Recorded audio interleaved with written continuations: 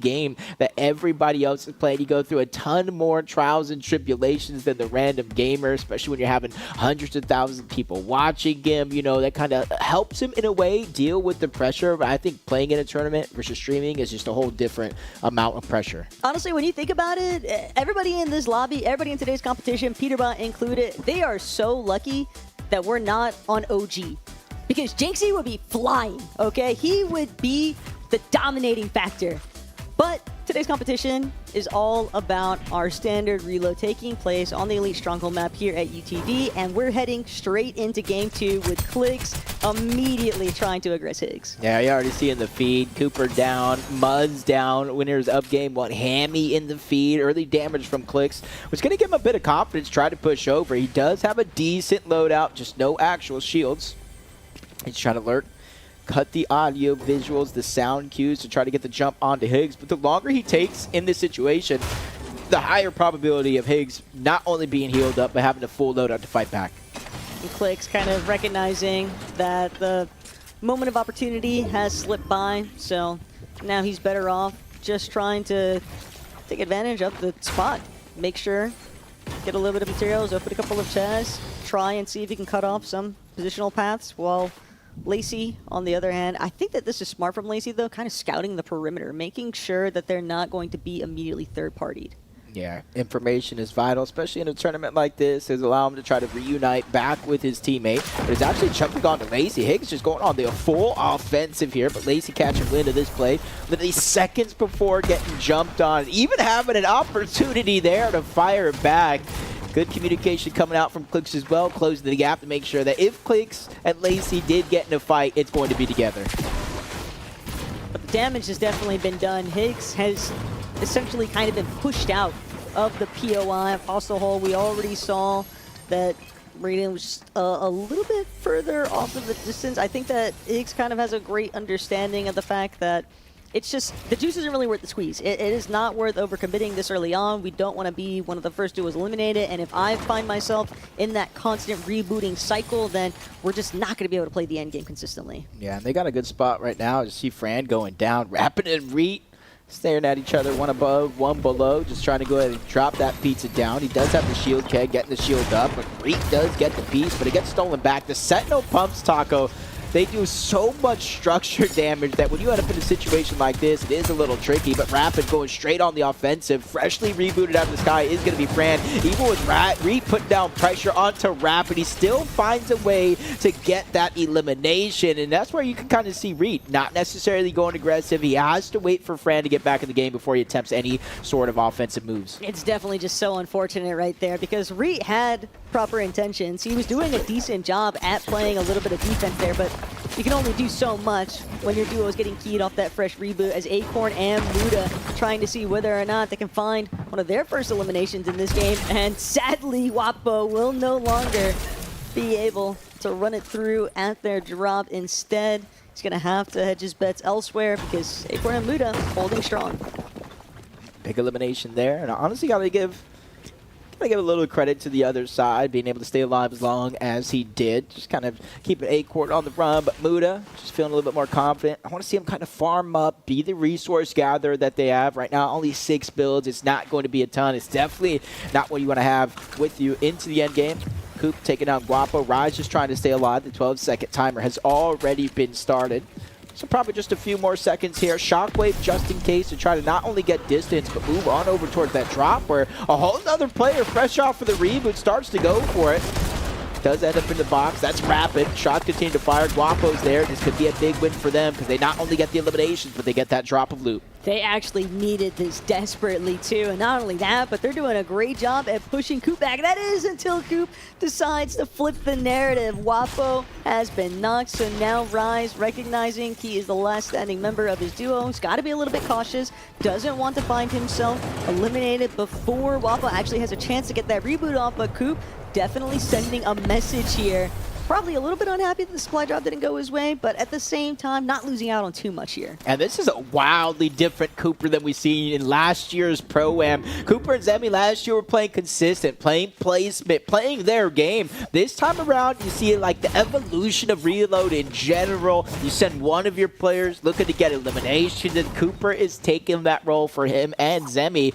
And honestly, this could be scary because they made it deep into that last game. They got to be decently high up on the leaderboard, so now adding to that total, but Coop goes down. The run finally coming to an end as Rise cuts him short. But 5 eliminations, and we are in Zone 3, Jacob. He is clearly trying to match the pace right now from what we were seeing out of the likes of Peterbot, for example, in Game 1. Victor V, I believe, at one point was even getting quite fraggy with it. So everyone sort of recognizing the fact that, hey, I don't want to depend exclusively on the placements. I can still, you know, pack a little bit of a difference in leaderboard standings as long as I'm able to get some solid eliminations. Yeah, and I don't think anybody was nearby when this kind of all played out. And I think Rise realizes I can't go out and be the hero for Guapo. So in essence, the roles have essentially switched. Usually it's the content creator trying to stay alive, while the pro could get as many reboots and eliminations as possible. But Rise picking up that elimination, he not only got the pile of loot, but allowed him to build him a little base. So no matter what Guapo goes through in this scenario, Rise should be relatively safe. And Zemi, maybe flirting a little bit with disaster here, realizes that he's going to get pressed from 2 separate angles. I believe it's 2 different teams even. It's Queasy, while he was trying to take some shots over at Rapid, was successful in landing that initial Mammoth. Granted, when you take that much damage yourself, you realize, I'm just going to have to fall back. I don't think that it's worth risking being eliminated currently, but Zemi, he's just got to be so wary because Queasy and Ash, they might just sneak up at a moment's notice. Yeah, right now you can kind of see not a lot of heavy ammo. Cooper doesn't have a lot of shotgun ammo. In fact, only 1 shot left, and it almost has to be perfect here. Ending up on in the same box, trying to spray through and place as much control as possible. With that 1 shot, I know it's in the back of his mind. It has to be perfect, but he doesn't even get an attempt. Rapid instantly shutting him down. You can see Typical Gamer so far off into the distance, but Rapid doing his job, picking up eliminations. And honestly, I like what I'm seeing out of Rapid. We've seen the same thing in game number 1, just not as much early game success. We saw Rapid going down, but he was able to pick himself back up. And now, with a little bit less pressure off his shoulders, he's looking to kind of just continue to farm out these players that are getting eliminated here. He just wants to keep putting the hurt onto Coop right now, and Cooper doing what he can to see if he could try and maybe fall back. He's got Zemi close by, so maybe that 2 versus 1 could just be the narrative shift that they need, but for right now, got to take a look over what Reed and Fran are getting up to. I know they had a very difficult time from that initial opening, but seems like they've managed to get some form of recovery going for themselves as Rapid and TG now realizing that eventually we're going to have to reunite. It's just how long is it going to take Rapid to actually make it to where Typical Gamer is at? Yeah, how much resources do you use on your way there? But the zone is pulling towards the north. And right now, Cooper Zemi, they do have a launch pad back there, so I don't see too much reason for them to rush. You got to watch out the teams on the eastern edge, but around the map continue to get active. Victor V picks up another one onto Nina, as Booga and Yuki are looking to rotate together this time around, whether they're looking for eliminations or the launch pad. They're not necessarily looking to just kind of throw out their game right now. It is 5th zone, so there is 2 more before the reboots actually turn off, but it's around the 5th zone you tend to play a little bit more careful. Look, the lion is always on the prowl, okay? It's just a matter of time before they actually find their victims to go on the hunt for. But Reed, Fran, getting a little bit dicey here, but it's all about punishing Hammy, and Agers trying to see if he can prevent that from actually going down. He wants to play defensive measures for his duo, and that big mammoth shot is really going to cut the gap here, but immediately has to fall back. Reed just continuing to bear down on Ager's position, and now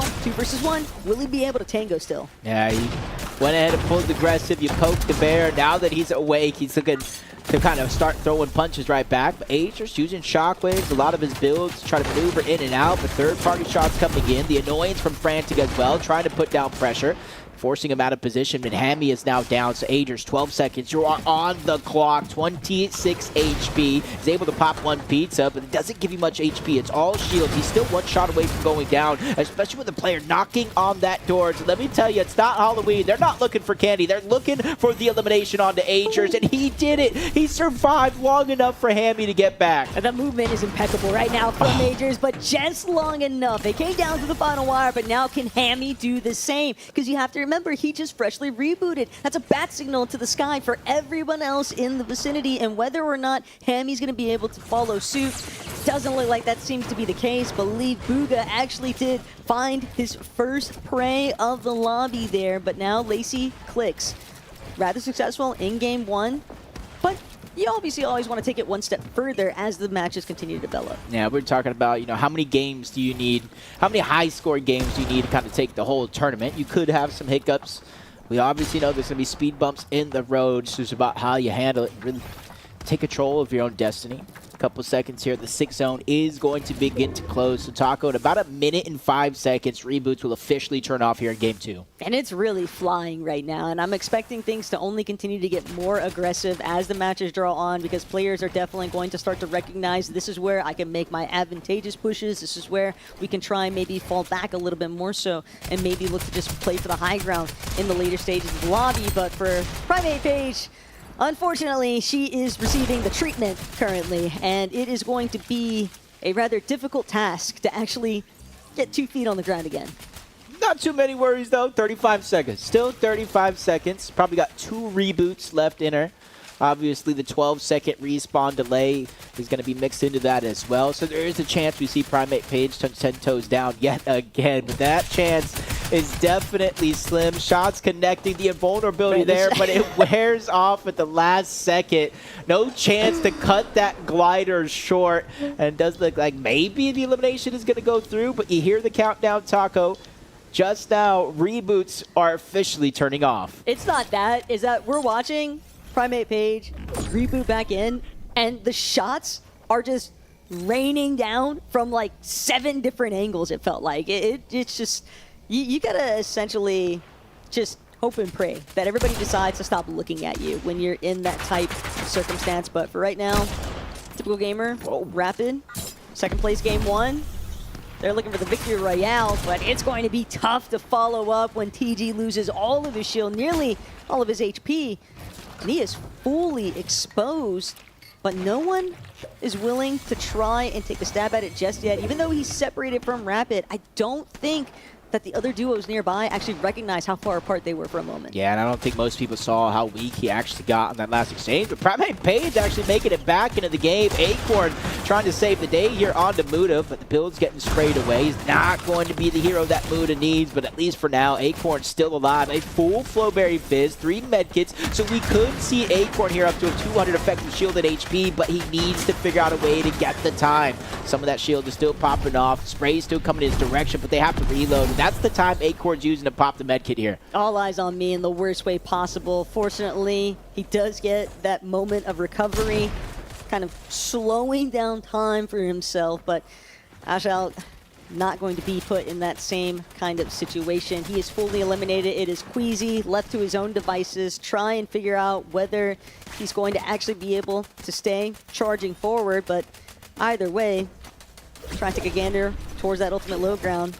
He knows it's going to be difficult to establish any sort of positioning here as Pete and Faxity toe the line, but they find with the Raptor. It's Typical Gamer down and out for the kill. Yeah, Bold's got the knock. Peterbot cleans it up. They're getting all of the loot for all that attempt, but Faxity kind of still in the game, kind of quiet, under the radar. You know, this might be a change-up from Peterbot, playing more at a slower pace to make sure that Faxity's able to make it in this game, and honestly, a lot of those points through consistency and placement throughout the course of the 7 games today. Plus, we talk about the top 3 prize money is Clix Lacy. They use that launch pad. It's not as high and as far as you typically would, but they cut that glider short. They're going to be happy with positioning themselves towards the front side of the zone. But it looks like they're not the only ones that are after it. Acorn actually applying a little bit of pressure here up against Clix. Doesn't matter that he's a solo. He's willing to bet on himself.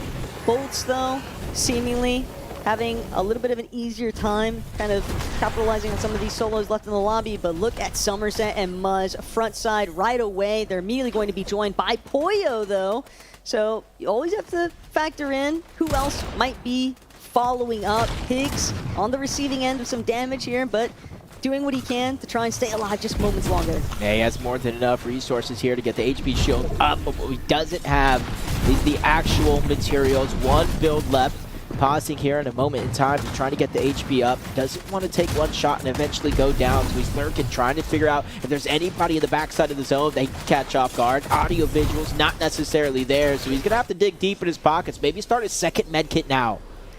Could just look to play for a little bit of placement. Ideally, probably just trying to buy himself some time so he can find a more natural shot, though. Working his way in from the total backside of zone. He's bound to run into someone, whether he wants to or not at this stage of the game. Is now frantic, solid recovery, 7 eliminations as a duo, but they're going to need more. They only have 10 builds between the two of them, and that's just not going to be enough material if you really want to try and bring game 2 home with that victory royale. So first and foremost, got to recognize that's Faxity and Peterbot trying to take over ultimate height, and Fax has managed to build his way up. He's just fully cranking. Pete will join him whenever he gets the chance to. Right now, he's just causing so much chaos in these lower layers. Yeah, he knows going up the side of the mountain, just trying to make it harder and harder for anybody to put one foot in front of the other. Lacy doing a good job reuniting with Clix, staying off that low ground. And that low ground is like quicksand. If you continue to struggle, you just kind of sink in that moment. And for Clix and Lacy, they're not even getting lost here. They're focused on what's in front of them. That's getting to the front side of that zone, no matter the cost. But as you look up, Acorn doesn't get a chance to contest. Poyo actually still gets the shutdown. So after going down first in game 1, Poyo is trying to have that summit run here again at the Pro-Am. And he might just do it if the lobby's not careful, especially when you got the likes of Peterbot and Faxity from way overhead, just causing so many issues for all of these teams that are trying to see, can I tunnel through some of these mid-ground layers? But Pete, he's just having none of it. Immediately eliminates Reet, just the worst player to have to deal with on the high ground with that mammoth pistol. Yeah, takes out his teammate Poyo second, lands another big shot onto Veno.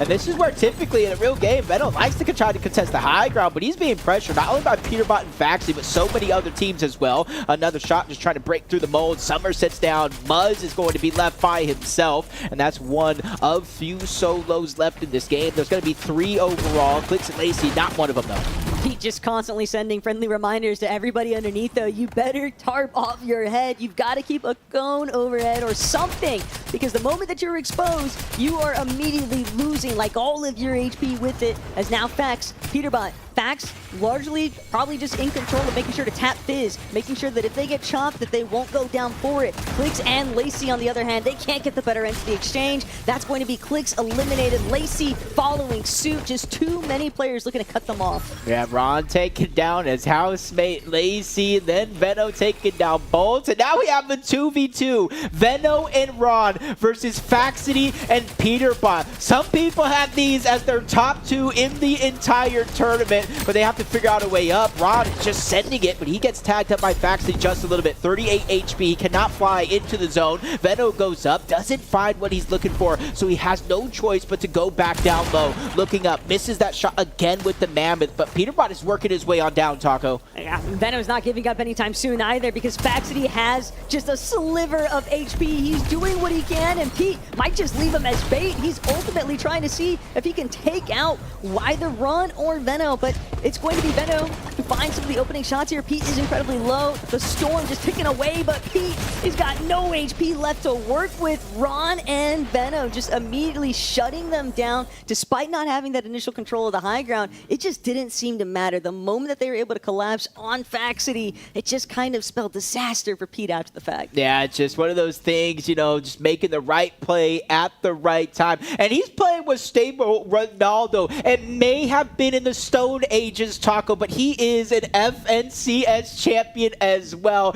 You got 2 champions coming out in game 2 firing on all cylinders. Remember I said Veno, you're just talking to him before the tournament actually started. He said, I am taking this serious. I want to win. And now he just won $1,000 alone in game 2. And Veno and Ron kind of just remembering who they are along the way in this lobby. And that is why today's competition, you can never really count anything as guaranteed.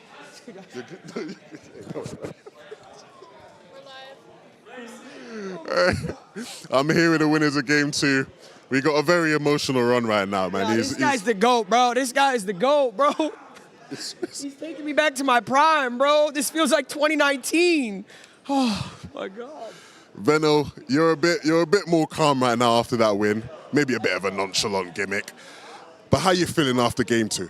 I was a little nervous. It's a bit cold in here, so I was shaking a little bit, but he followed well. Look, you guys are the only duo where you're both champs. You're both FNCS champs, you know? So I'm going to give you both the respect of being champs. From one champ to another, what was he able to do to make sure you guys get that win? He actually, at the end, you know, he got the entry. He killed the first guy. You said it feels like 2019 again. Yeah, bro. I mean, this just feels good, bro. I'm a champion. This guy's a champion. Like, am I the only one in here with a squad FNCS win, bro? This is great, bro. I want to keep playing. But does it actually, like, it feels like it because you got the dub. Yeah. But, like, it's been a while since you've been competing at the highest level. Like, do you feel like you still got it?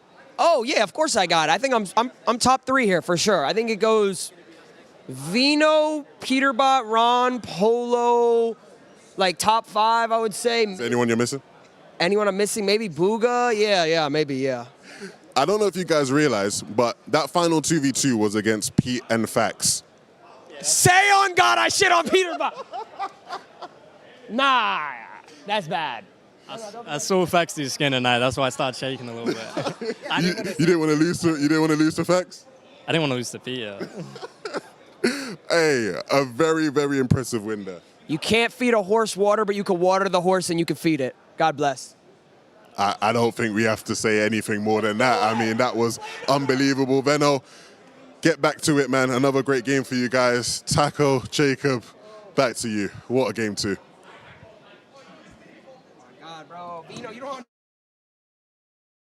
Mindset that Veno needs to keep Ron. He needs to make sure that Ron has no idea who's playing against, because Ron said it himself. It's 2019 all over. Yeah, honestly, that's a big thing. Honestly, I think that's like something that Peterbot has in his favor a lot of the time, especially in the open series, or not open, the open part of a lot of these tournaments, is if you know you're going against Peterbot, it's like a different nerves that goes on mentally, and sometimes people make mistakes they wouldn't normally make. And so I do like that out of Veno. Just, you know, pretend like they're all, you know, anonymous mode. Put them all as player 245 or whatever it is and just play the game. And I do like, you mentioned like he looked a little lost there at the end, but I think it's almost like riding a bike in a sense. You may feel a little lost, but you kind of know what to do. It all starts coming back to you, and I think Ron, we're going to see a better version as the day goes on. He just fully trusted. I think that was the main thing that was really a shining light for him in those final endgame moments. But fortunately for us, we don't have to guess any longer. We actually get a chance to see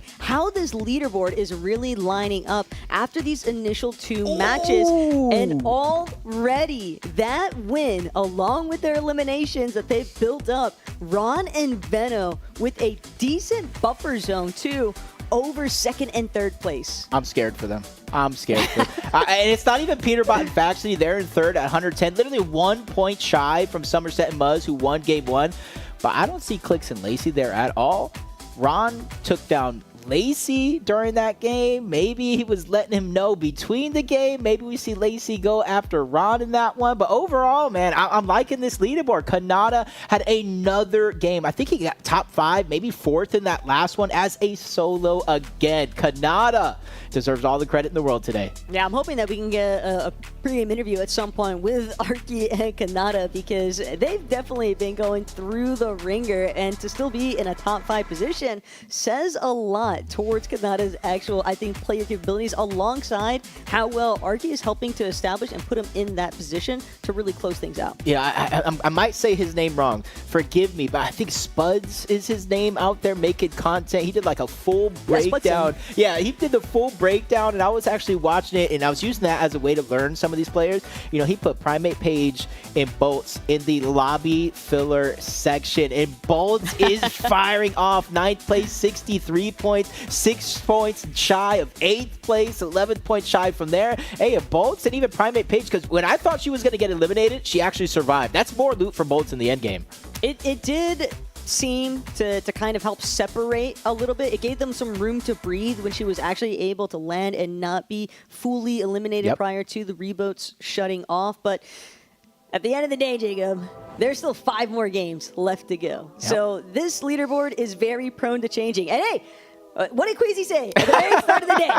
I just don't want to be last. And guess what, Queasy? You are not last, my friend. Okay, that's Braden and Higgs. Usually we see second place contesting first. Now Queasy's just going to contest Higgs and Braden all game long to make sure they don't get last. But hey, honestly, I still think there's a lot of time. You know, 49 points. Obviously, there's a gap between the second page and obviously top 3 on the overall leaderboard. But I've seen stranger things happen in a Fortnite tournament before. I still think it's anybody's game. As long as Ron keeps the blinders on, that's all we really need to witness, because Ron, he knows what he's capable of. He knows what he is like done in the past, and it's not about, you know, bringing out the time machine or anything like that. Ron just has to trust his own instincts. He's still an FNCS champion in his own right. I don't care what anybody says, how far back you want to take it, Mickey this, Mickey that. Like, at the end of the day, he's a winner. Yep, man. You know, honestly, like, I feel like it's just like riding a bike. Like, once you know Fortnite, you kind of know Fortnite. Obviously, the meta shifts quite a bit. You know, probably back when Ron played, we had the regular shockwave grenades where you bursted through the builds. Now we kind of have the other ones. It's just about kind of, like you say, just paying attention to Veno, going along with the game plan. It's just not being distracted by any of the other names in the lobby. And I want to say Muzz and Somerset, you know, winning game number 1. They fell short in that last game, but not as short as people would think. I still think they can still pop off as long as they don't get in their own heads. It definitely hurts a little bit, though, just knowing that Ron and Veno were able to build up like a 40-point differential just because of the eliminations. We saw them with 18 in total so far between these 2 games, so that is always going to kind of help be a little bit more of a gap separator. I'm curious to see whether or not that might encourage teams like Somerset and Muzz to maybe go on a more aggressive stance, and that's where I think that second page of the leaderboard has really got to keep an open eye out, because their game plan might not even be anything that they get to decide on. They might just become victims if they're not careful, and so I'm hoping that we see a little bit of shift if that does start to take place, that they, you know, maybe contemplate, okay, maybe we just drop elsewhere, maybe we just try to play, you know, a little bit more of a hidden strategy, anything to not funnel points. Yeah, especially at the top end of the leaderboard. You know, coming in, you know, looking at the drop map, from the drop map we saw before game 1 to playing game 1, or at least watching it out, we already had a few teams. You know, Rise and A2 Guapo said they're going Chisel Cubes. They have not landed there at all so far. In fact, a whole other team of Ritual and Nina have been landing there, triple contested. You got Rapid and Typical Gamer. You see them just kind of going on the outskirts, trying to look for eliminations here early on in this game. You got Clix and Lacy, Higgs and Braden, who are not afraid to kind of go active early on. We saw multiple instances where one player from each team actually did go down, and they were kind of forced to clutch up. So honestly, from the start of the game to the very end of the game, we got action all around. Yeah, but one thing I am super curious about, though, just because of the way that second lobby ended up, for somebody like Faxity, how much do you think that's going to impact his mental, knowing that he was eliminated first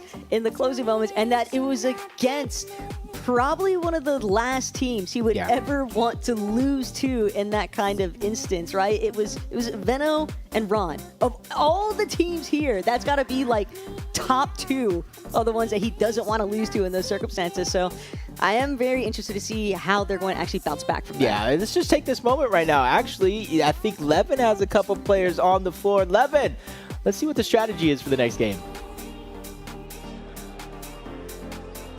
I am here with Higgs and Braden. Boys, it's not been the best start. You're currently in 20th, which is last place. What's going wrong, Higgs?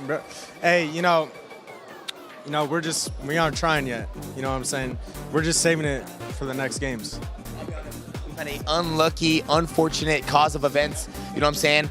Off rip, headshot, lucky kill. You know what I'm saying? Clix will never do that shit in a real fucking game. I mean, in a real game, my bad. In a real game, real flipping game. A lot of it's been the luck, storm, bad placement, bad loot. If we get more mats and we get real loot, we're winning this.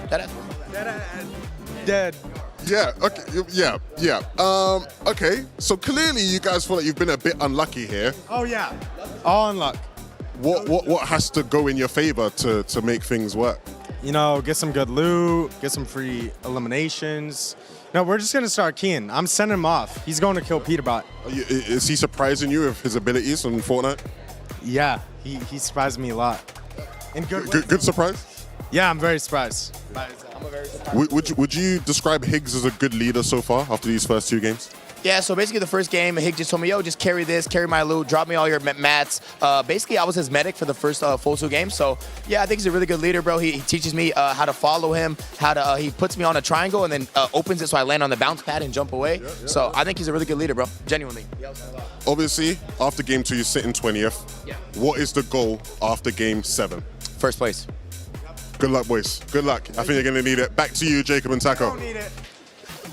Hey, sometimes things happen, and you do get a little unlucky in Fortnite. But what did Higgs say? We need loot.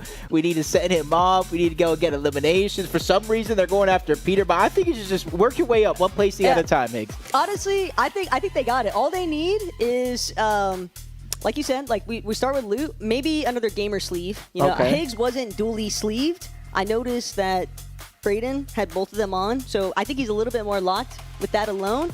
Not only that, but you know, I think maybe Higgs put a little bit more trust, really add the element of surprise. Maybe you let Brayden make all the shot calls. Yeah, or nobody will ever expect it. maybe just Higgs. Maybe he pretends he's a solo and just plays. Maybe he pretends like that he's disconnected from the lobby and sees. Nah, but honestly, Higgs, I think this year has had a ton of good moments. You know, we've seen the shines with Clix. Unfortunately, they didn't have the success they wanted at the Summit Land, but I think this is a moment right here for Higgs to kind of like forget about those first 2 games. You know, things happen, unlucky, whether that's true or not, might be a different story. Exactly, not trying it. Now you can kind of turn it on. And the reason why I say that is because now you get a feel of how the lobby is actually playing. You know how Clix and Lacy are playing at your actual drop spot. You know that Veno and Ron could potentially disrupt it, and then a third team does like to kind of move on over depending on where the zone goes.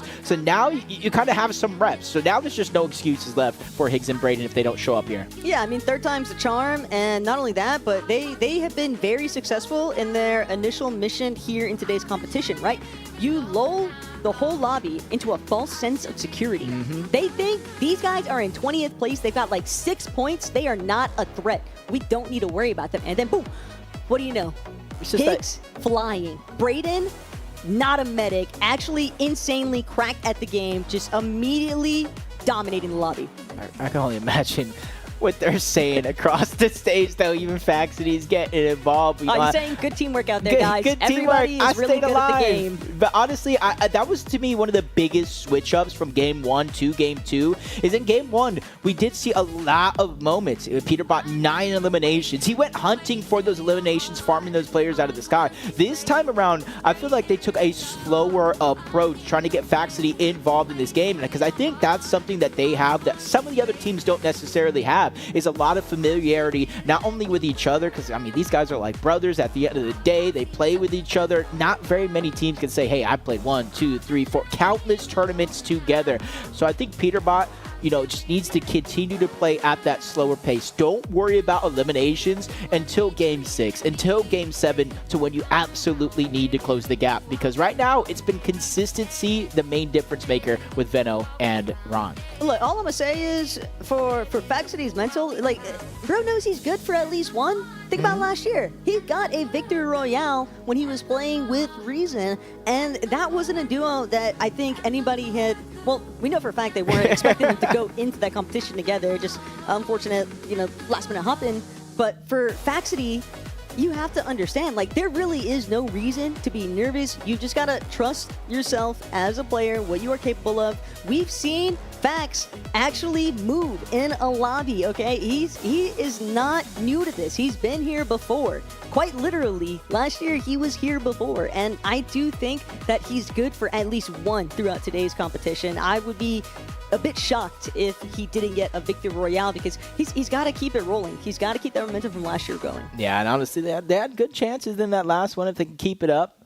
They could be them at the end of this whole thing, hosting those trophies there. We saw a typical gamer along with Rapid. And honestly, that's the interesting one because throughout the portions of these games, if you just simply just watch the elimination feed, you're like, man, Rapid's going down. What's going wrong? Typical gamers keeping him alive, keeping him in the game, and making sure that they can have that kind of reboot performance. You might have had some struggles for the first 3 zones. They picked it back up before reboots turned off, and they kind of fired on off all cylinders when it actually mattered. So even though we do have Veno and Ron with about, what, a 30, 40 point or so gap over the next best team, it's about consistency at the end of the day. And we sometimes know how Reload plays out. You know, when one of your teammate goes down, they get farmed, and eventually you get found out. And that's just going to be one of the things about Veno and Ron is just minimizing the amount of early game deaths that they have.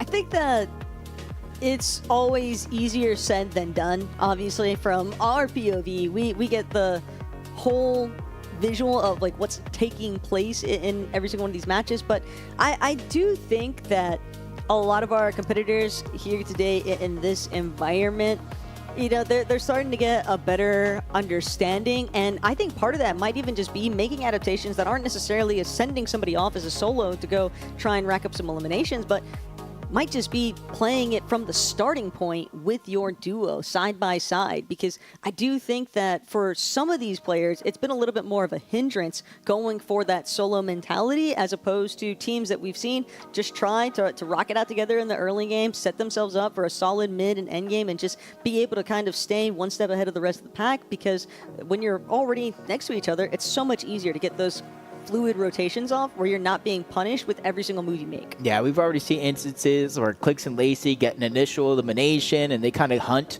for that player to get rebooted, and then a whole nother team comes and crashes in and finds that player that was hiding there in that moment. So there's still plenty of things that could happen. Even saw Buddha a moment ago literally standing behind Clix, Lacy, and Typical Gamer. I wonder if he's asking for like any strategies, any tips. How did you guys do this? What's the plan? So I think that's going to be a fun thing to do as well. Instead of just, you know, having to sit there, if you do get eliminated early, you can kind of get up, watch around, watch some of the other teams that are playing this game, so you can start to kind of develop strategies that you can take from other players like that. If you want to know what Jynxzi just said, he just said, we got this, he got this, I got this. Like, I believe. I mean, we saw the highlight moment come out, game 2. I'm just hoping that it doesn't wind up being a circumstance where we're either going to see them top 5 or bottom of the leaderboard between each of these lobbies, because again, it can be very difficult, I think, to just find the repetitiveness with consistency. But game 3 could be a real measuring factor here for a lot of these teams to see whether or not they've got it figured out right before the halftime break, or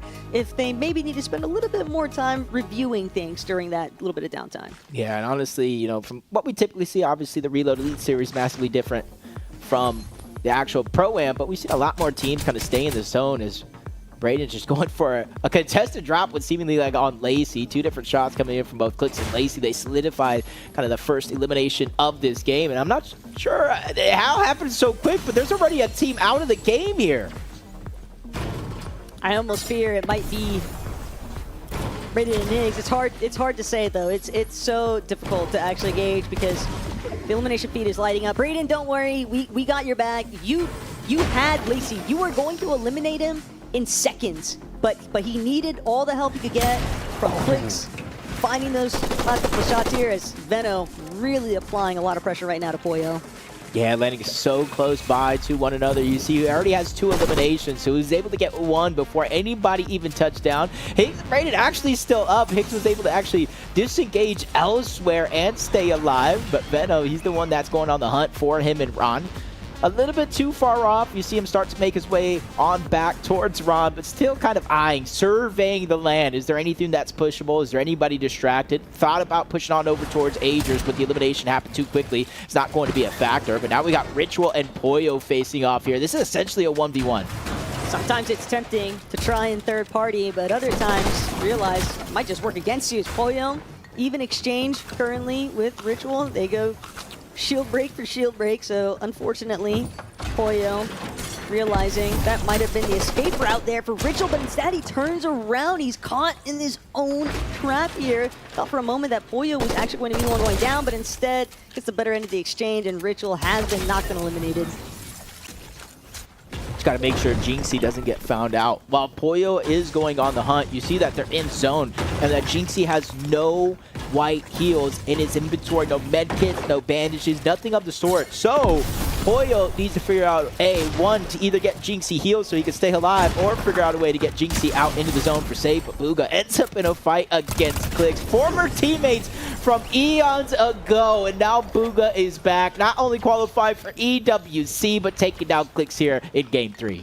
Bugha definitely feeling pretty good about some of these opening eliminations because sadly, Yugi has been taken out of the competition. He will be sent into the reboot cycle, and we'll have to wait and see whether or not he's actually able to escape it. There might have been just enough distance created there from Bugha that his teammate is able to safely touch back down, but not bad. Ritual, well, at least get a little bit of revenge here on the lobby, finds an elimination, and that is going to help him just a little bit more so with his loadout. Yeah, that's a big loadout right there. You really want that Sentinel pump here in this game, or at the bare minimum, the Gatekeeper, depending on what your playstyle is right now. Bugha with the gold Gatekeeper. His teammate is down. Bugha has to stay alive for at least 12 seconds while Yugi is on that reboot, but Victor V is there, and Bugha down to just one build left. Clock is running down. Victor V tries to grab the other side. No way to protect himself as Bugha and Yugi get sent back to the lobby. And this all goes right back to our initial hunches of who's going to start stepping it up, starting to get a little bit more aggressive early on. Victor V and Crackley already made it known just based off of game 1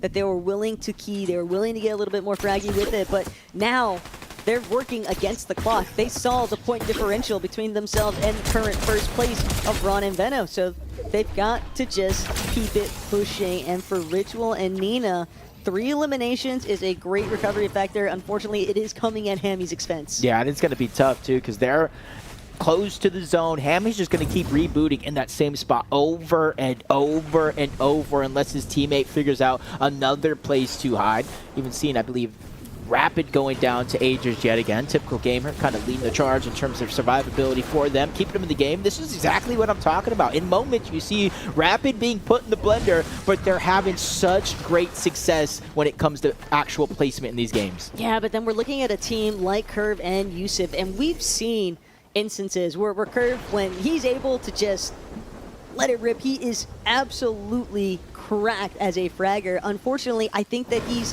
factoring in a little bit too much of, I need to make sure that I'm able to protect Yusuf along the way, and that does seem to be like it's causing him a little bit of a slowdown towards that more aggressive kind of playstyle that we've seen him sort of start to develop over this past chapter. But you never know, he might decide to shake things up.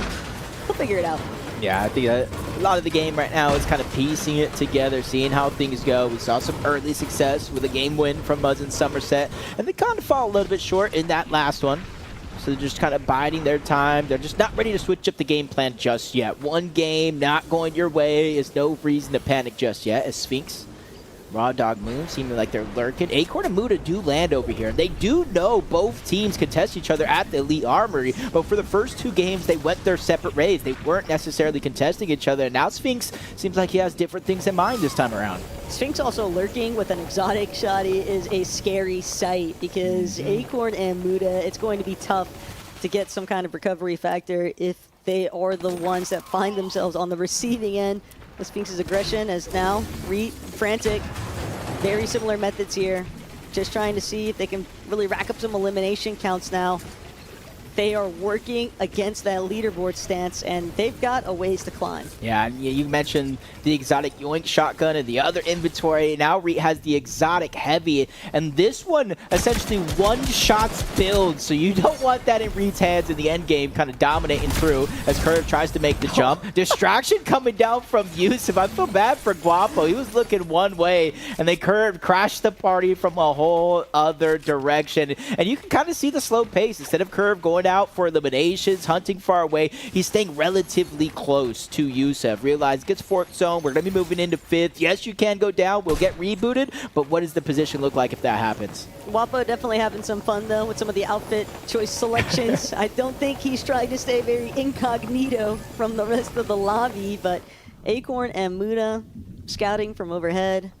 Wapo, it's nice knowing you. Well, we'll see if the next reboot is going to bode a little bit better, but the way that Rise is currently positioned, his best hope right now is that Reet and Frantic sort of disrupt everything that Kirby and Yusuf are going on right now. I just want to see like a tweet or something from Ollie, just like kind of having fun watching this. Finally, somebody else is going through what I went through last year. But Veno's looking to get aggressive. He stayed at this top part of the map throughout the majority of this game so far, hunting eliminations that are close. Now others are starting to enter into the territory. That's Acorn. I want to say maybe Muda as well, but I don't see him anywhere in sight. So that's a lot of pressure right here on the Acorn to try and stay alive. Finally in the minimap, it does look like Muda back in the game, but only for so long. He tries to get back his loot, but he gets taken down by Veno again. It's just the way that Veno immediately shifted. He knew that he had Acorn right in front of him. He knew that Acorn was down to his white HP, but he just didn't care. He saw the video, or the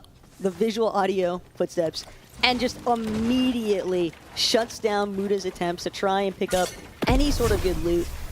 And it also just puts Acorn in yet another pickle, because now he's stuck trying to decide, do I escape or do I just let my duo completely get rocked out of the sky every single time he attempts to reboot? Kind of like two different approaches so far though. Teams fighting literally just west of that actual position, and then Reet and Frantic just like, hey, we're boxing up. They have to come to us eventually anyway, especially since we're close to reboot shutting off. You don't want to continue to take the risk. His curve takes down Guapo again. Still, the struggles continue. Another exotic heavy in the hands of Swing. We got at least 3 exotic weapons in play in this game. Well, he was the original one.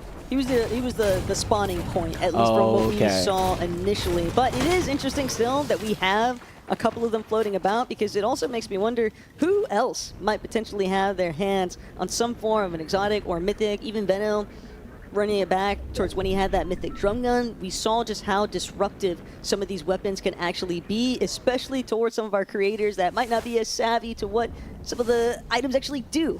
You know what I want to see? And no one in the world is going to agree with me. Where's the stink rifle? Let me get that exotic stink rifle out and start stinking up the place. But Acorn right now catches out Paige, is trying to rotate the zone. And this is kind of like one of the worries I was talking about with a player like Bolts, who moves so quickly. And then a creator like Paige, who doesn't have, you know, the knowledge to move as fast as him. You see him already in zone, safe as can be. He had to go ahead and leave, but Muda gets caught out next. Reet trying to use that exotic heavy to break through the build, but Acorn's able to swiftly move on out and reposition himself. Now he has to think about, do I wait here? Do I try to rotate in? Muda has one chance to get back in the game, but that chance could go right away quickly. I mean, the main thing that you always have to think about too, if you are a player like Bolts, it's just the movement is so natural to you, you don't even think twice about it. You don't even realize just how rapidly you are actually building a gap. But also, I think it's important to kind of note the fact that for players like Muda and Primate Page, when you've already been eliminated once, when you continue to get eliminated and sent into that reboot cycle as Curve, Yusuf just continue to try and build it up. And we're asking for Curve to kind of address more of that aggressive fraggy nature. It seems like he's found it, at least for a few moments here in game number 3, because 7 eliminations is nothing to scoff at, and he looks like he is intent on making that just momentum build in his favor.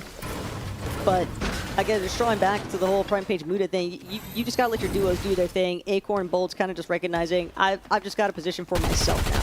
Yeah, especially since, you know, you do have that small chance. It's only going to last 7 more seconds, so if you're down, got to immediately hit that respawn button. He does it just in time, almost 3 seconds short. Hammy's down, Muda's down. Hopefully they're able to get that reboot off in time to give themselves a chance back in the game. Just like Cakes here, he's taking huge chunks of damage, but he's camping by one of those mending machines where he can purchase up the patch up and try to stay as healthy as possible.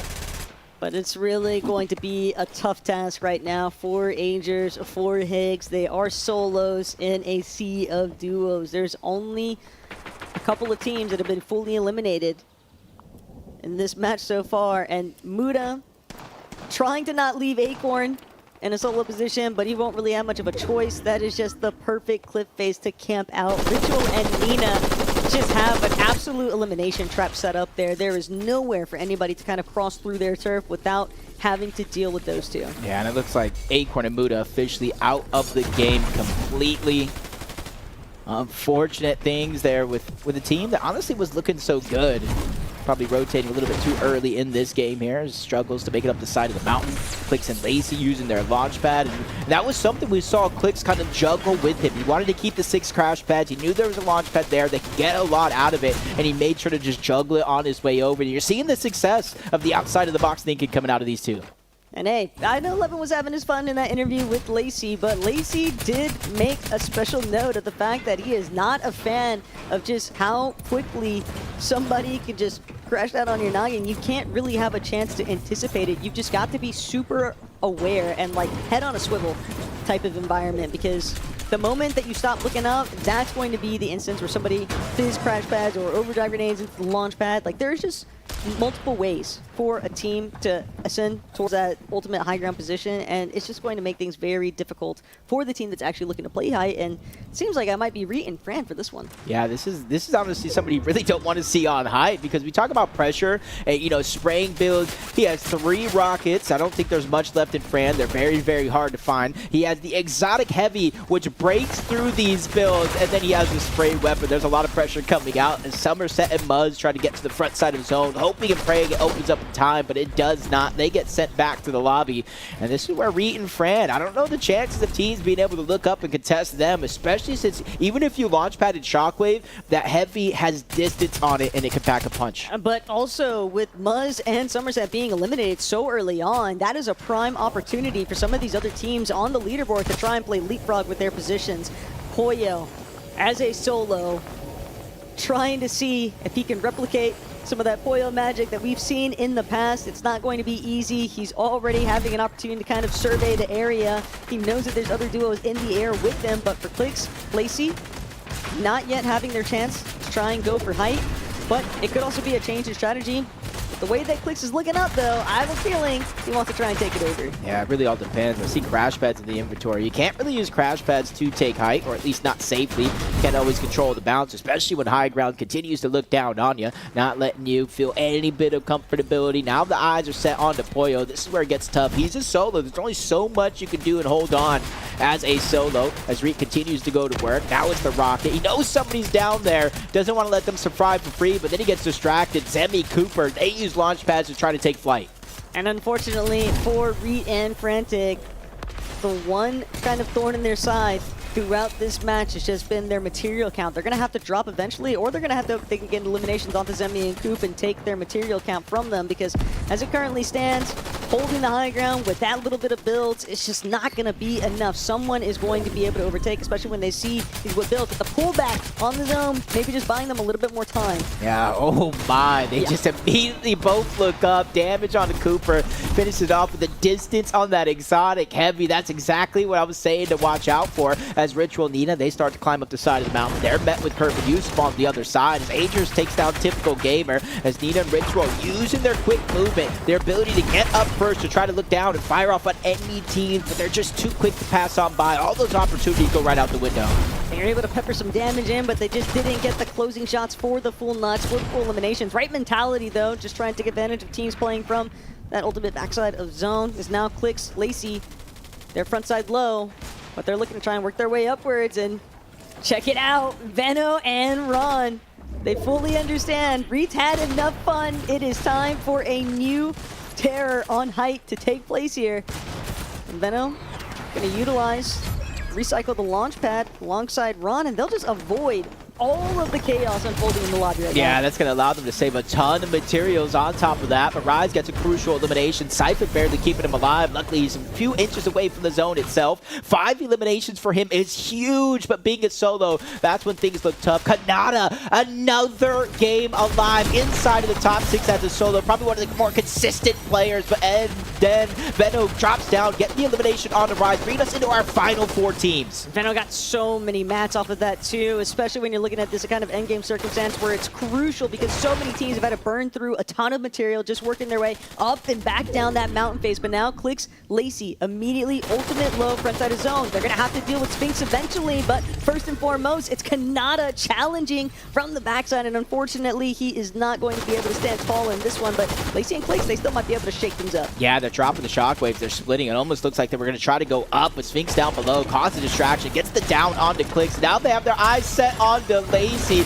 Doesn't even get into the top two as Veno and Ron drop down, crash the party. 9 eliminations and another victory royale. Look, Veno said he's going to win today, and initially it might have just seemed like he was being overconfident. Maybe people were anticipating, you know, you guys might, we can give you a top 5, sure, but the win, that's obviously not destined for you, and they are just completely in control. I know that it's going to be a little bit before we get to see that overall leaderboard lineup, but they were already like 40-something points ahead. They were 154 entering into that lobby. You add another victory royale on top of 9 eliminations to boot. They are feeling good right now. Ron's feeling fantastic, and I think this is where they start to become very scary because Ron's just got so much confidence. We can see it being emitted from every step of the way. So, Levin, I need to know what these guys are saying. Oh my goodness. Once again, the back-to-back. Veno, are we going to see a little bit of a celebration at least or something, man? Back-to-back wins, come on, you're doing good. I've been in this position too many times. Wait till the tournament's done. All right, he's saving his excitement. I need some energy from you, brother. I need some excitement from you. Yo, listen, man. Hey, everybody's waiting for the stable Ronaldo icon skin, man. Let's make it happen, bro. Come on, please. I mean, at this rate, man, they might just have to give it to you because you guys are going crazy. Talk me through that win. What was going through your mind when you're on height in that end game there? A lot of just listening, a lot of just being on him, maintaining my mentality, being calm, cool, I'm collective. You know what I'm saying? This guy's goated, man. This guy's goated. When you guys were paired together, there was question marks about the chemistry. You know, there was question marks about whether or not... Boo you! Who's booing? I don't think they're booing you, or hopefully not. Well, they shouldn't be, because you guys are playing so good. There was question marks about your chemistry. You know, you guys couldn't quite even communicate with each other. It felt like it's safe to say things... As long as we win. Slightly above Clix. All right, then. What do you make of that? Hey, listen, man, job's not finished. Probably going to get landed on by Peterbot, probably Clix. Clix is free low. Peterbot, I'm worried about. But, yeah, let's give Stable Ronaldo icon skin. All right. Enough said. Enough said. The back-to-back win for the boys. Jacob, Taco, what are we saying now? Hey, vibes have to be at an all-time high right now. Hey, I was watching Faction stream when they revealed these duos, and Ron was in that call screaming, no!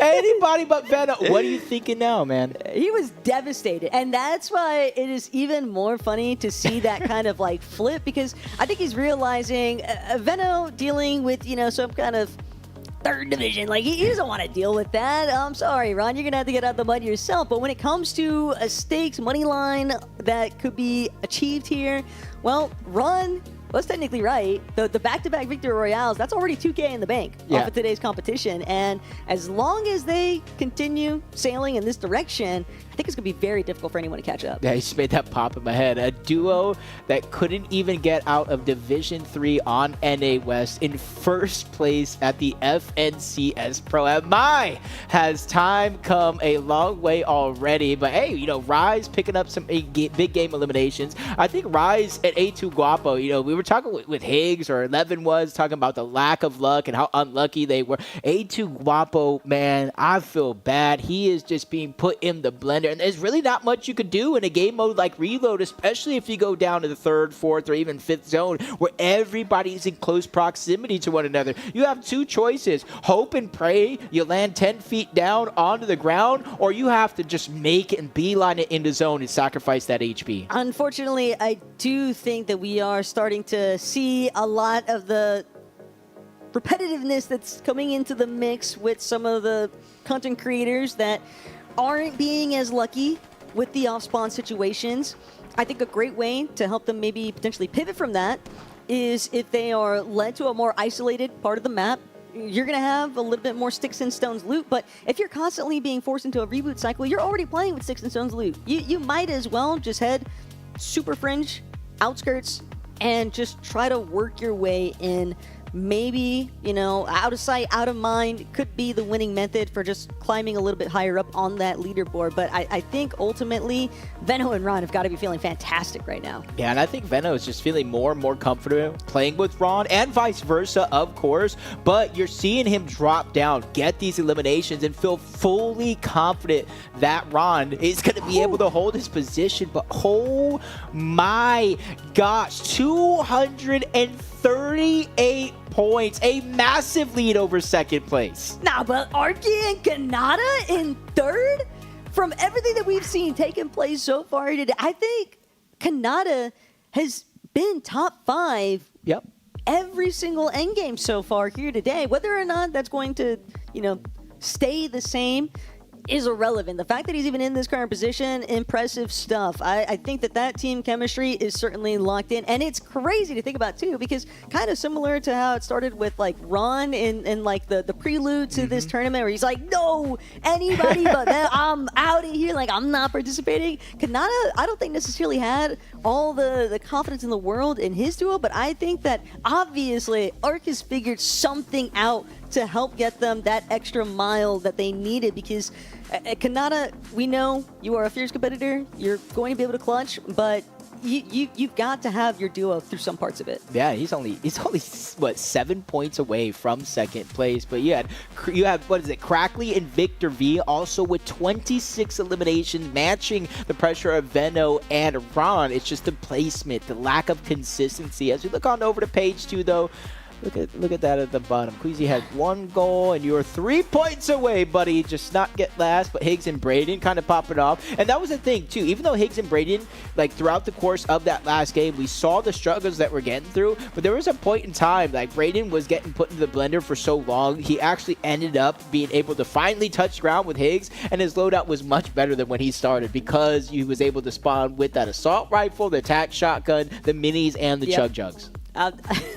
I just feel like we're witnessing neck-and-neck competitions in different departments, sadly. But, hey, you never know. That halftime break, this little bit of downtime for the players could be, I think, the best kind of mental reset. And especially when you've got seasoned competitors like Queasy to kind of help lead through that department, I think we could maybe see the resurgence, a new, you know, spawning of life out of both Ashok and Braden, and really just see them start to challenge things and, you know, break the mold of being in that 19th to 20th place position. I mean, Booga holding it down just one step above them, but maybe it's time that they bring him down to their level. You never know what can happen after this break. Yeah, and it's kind of like have me questioning right now, you know, Veno and Ron, with how well they're playing, you almost need to contest them in order to slow them down, because you can't expect these guys to make any mistakes with the way they are playing. But we have 3 games already done from the FNCS Pro. We have 4 more to go, but we're going to take a quick break to make sure the action is ready to go. Competition here at the very first Fortnite Pro-Am Creator Series. And we have seen 3 exhilarating games. Some surprises, some not so surprises, but so far in the day, it has been Veno and Stable Ronaldo. 2 champs playing together, 2 FNCS champs playing together, and so far leading the way. I'm looking forward to the next 4 games, because we have 4 more to go until we can crown our first victor here. And it's going to be a fun one, of course. Big shout out to Dig for hosting and putting this event on. And a big thanks to all the creators and everybody who's been showing up and getting involved. I think before we get back into the competition, of course, people are getting a chance to have a break, you know, get some food, use the bathroom, roam around, do the whole IRL streaming thing. And so, you know what? Why don't we do a bit of IRL streaming ourselves, right? I want to look for some people, find some people to chat to. Who do we have in the building right now? I mean, let's go talk to TG. Why not? Let's go chat to the man himself.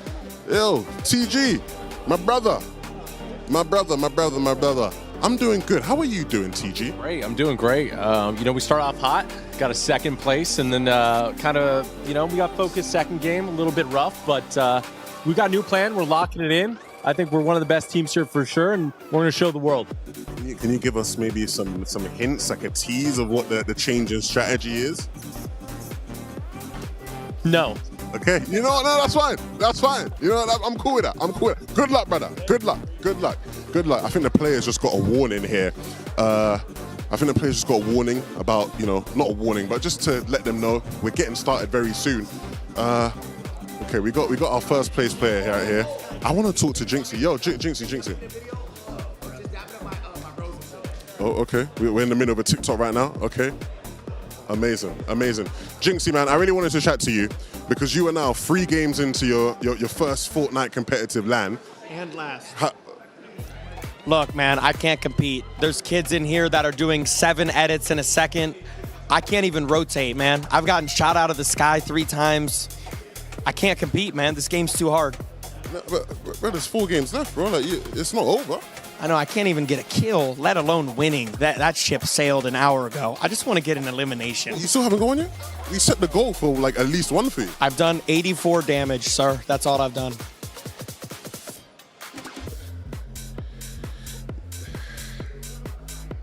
Yes, Not again, bro. It's just not looking good, brother. I mean, you know what, man?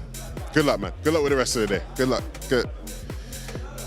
Yeah, not looking good. Let's go chat to some more people, though, man. We still got more people here. Some people who are doing maybe a little bit better than Jynxzi. I'm feeling for Jynxzi right now, man. I'm feeling for him because he wants to do good. He's a competitor at heart, but you know, this competing thing ain't for everybody, I guess. You know. Let's go find. Let's go. Oh, I found someone I actually really want to chat to here. We got Bolts over here, right? Bolts, my dog. Let's talk, brother. Let's talk because I saw some people were doing like rankings of how they thought, you know, duos were gonna do before the competition, and I'm not gonna lie, a lot of people had you quite low down. You know, they weren't believing in you and Paige. How have things been going? I feel like you guys have surprised people a bit in some of these games. Yeah, the games are going good. I'm keying early and then playing endgame. I'm sorry to Primate Paige because I'm kind of getting her killed, or eliminated. That's because I'm just trying to solo clutch and make it a little bit easier for us. Yeah. I mean, next 4 games, you think you're gonna rock with the same strategy then? Yeah, I think I will because I think if anyone even wants to key me as a duo, I'll just 1v2 them, so it won't really matter. Is there anybody so far you've been given the Bolts treatment to anyone that you've been dominating so far today? So far, I'd say it's been Muzz. He's been doing good, so I feel a little bit bad, but no friends in the industry, you know? No friends. I like it. As the games build up and as the games go on, I'm going to improve while they deprove. Okay, I ain't heard that one before. I like that. I'm going to use that now. Your opponents are deproving. Talk to me about your teammate, Curve. He's obviously a young, you know, Fortnite star, young talent, rising talent. What's it been like playing with him so far? It's like playing with LeBron James if we're in the NBA. He's amazing, telling me what to do, and I'm listening. If he's LeBron, what does that make you? Probably Bronny. That's a nice comp. I like that comp. I like it. Hell yeah. And we're going to win. We're going to make the biggest comeback of all time. Just like LeBron, 3-1, Cavs versus Golden State, we're going to win. Let's do it. All right. I want to see. Hey, I have a new favorite duo now, I think, man. I believe in the boys. I believe. Let's see how it goes. Okay. Let's get out of this shit. It's a bit packed in here, guys. So I think we're going to make our way out here. Okay, before we go, Sphinx clearly has something he wants to get off of his chest. So go on. I'm not gonna lie, I'm not gonna take this disrespect anymore. Ritual's out here talking smack on my duo. Moon, get in here. Who did you kill last game? Speak up, kid. I killed Ritual. So, Ritual, don't talk smack about my duo again. Yeah, bro. Yeah. Don't do that. Or we're gonna full box you 180 full pump. You might be sweet as cupcakes, but I'm tough as nails, kid. You guys are great. Good luck. Good luck. Good. I believe in you, man. Wow, amazing. That was amazing. No, that was great. That was live television, like broadcast to the thousands and thousands of people watching. I'm so glad we did not leave the room without speaking to those guys. They are great. Let's head into this room. Everyone, if we look from the outside, everyone's a bit more locked in this room. So we have to interrupt that, and we have to go chat to people and annoy them. Okay, let's do it. Of course, let's make sure we're in here. Who are we going to chat to in here? As soon as I come in, everyone puts their head down. Nobody wants to talk. You got to talk to ZPV, man. Vic, how's it going so far today, man? How's it going? You and Crackley, a lot of expectations. I've been seeing you guys high up in the leaderboards. We're yet to see a dub, though. Is it coming in these next 4 games? Bro, it's coming. We're just going to send height. I got the best content creator on my team. Obviously, just going to 1v2 Vino up there or Clix. anyone up there, bro. We're just not doing good enough. I want to speak to Crackley though, because you know, it's in the name. This brother, he's got some moves. You know, this brother's got some moves. We want to see more from you though. Do you feel like you have an extra gear to get into? 100%. We got a new thing we're gonna try this game. Anything you can share? No. Nobody ever wants to share. Nobody ever wants to share anything with me. All right, well, good luck. What did you say? He's the IGL. Ask him. Do you have anything to share with us?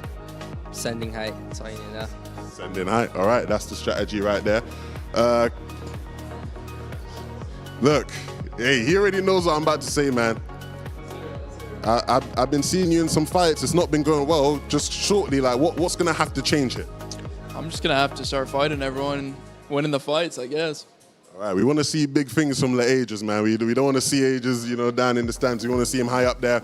Look, let's get into these games. We're going to send it back to Taco Jacob to get us started. These games, Taco, these games have definitely not disappointed. Honestly, a lot of that content down in the field, Levin must be having the time of his life with them. I just still am trying to fully grasp everything that was said. I think my favorite part, though, is knowing that at the very ending, it was like watching a room where, like, Levin's the teacher and like nobody wants to be called on. It's like all of a sudden everyone is like the busiest they've ever been in their entire lives, and yet they can't tell us what they're plotting. Victory, we're not gonna let you get away with it. Send height, obviously. We know that you're gonna want to try and play it off of high ground, but there's a lot more to the recipe than that. Yeah, and I do want to see them find that success, because when we did look at the leaderboard for that moment, 26 eliminations throughout the course of this tournament so far. They have been matching elimination pace of our first place team, Ron and Veno. It's just the consistency. Obviously, they are triple contested for the most part at Chisel Cube, so it's not easy to stay alive, get those eliminations, and then play the rest of the game, but they're at least staying within a stone's reach of that top 3. But maybe they need to start taking a page out of Kanata's book, because if there's one thing that Kanata has been accomplishing all day long today, it's ensuring that he is in a top 5 placement position. And when you look at the duality of 3rd and 4th, only 3 points separate them, but 8 eliminations versus 26. You would think that Victor V and Crackley, they would be on par with, again, challenging Ron and Veno at top of the leaderboard, but they're going to have to start mustering up what it takes to find those consistency and the victory royales. Earlier on in the day, I've mentioned I would be kind of skeptical to see one duo take it past 3 victory royales out of all 7 games that we have leading up here today, but with the way that Ron and Veno are starting to tee things up, I'm starting to think they might actually have more than 3 in them. Yeah, honestly, it is definitely looking that way, unless, Taco, one thing happens. It was on page 1, but Peterbot and Faxity, they didn't have like the most aggressive first start to the tournament. First 3 games so far, you saw they had 11 eliminations, 9 of those coming in one singular game. So honestly, if Peterbot, Faxity, they want to win this tournament, I feel like you got to unleash the beast. You got to take Peterbot off that leash and just kind of let him loose. The problem is Ron and Veno are expecting Pete and Fax to start hunting them, but then you have to remember Clix and Lacy. Lacy's sole purpose in today's competition is to make sure that Pete can't win. So it's like, who's really chasing who? It feels like a Looney Tunes scene right now. Yeah, it's definitely just one of those scenarios where, like, we've all seen, you know, the song and dance before, but is it going to play out any differently this time? Because I honestly I feel like we're in agreement here that Veno and Ron are just looking completely unstoppable so far in this tournament. If you just leave them to play and hope they have mistakes, I don't think that's going to happen. But we're here, game 4, it starts now. Let's see if anybody can overthrow the Giants. No real surprises to start things off with Victor V and Crackley, but I am having to do a drawback. We do have to remember there is a duo that's ready to step up to the task in front of them of overthrowing first place.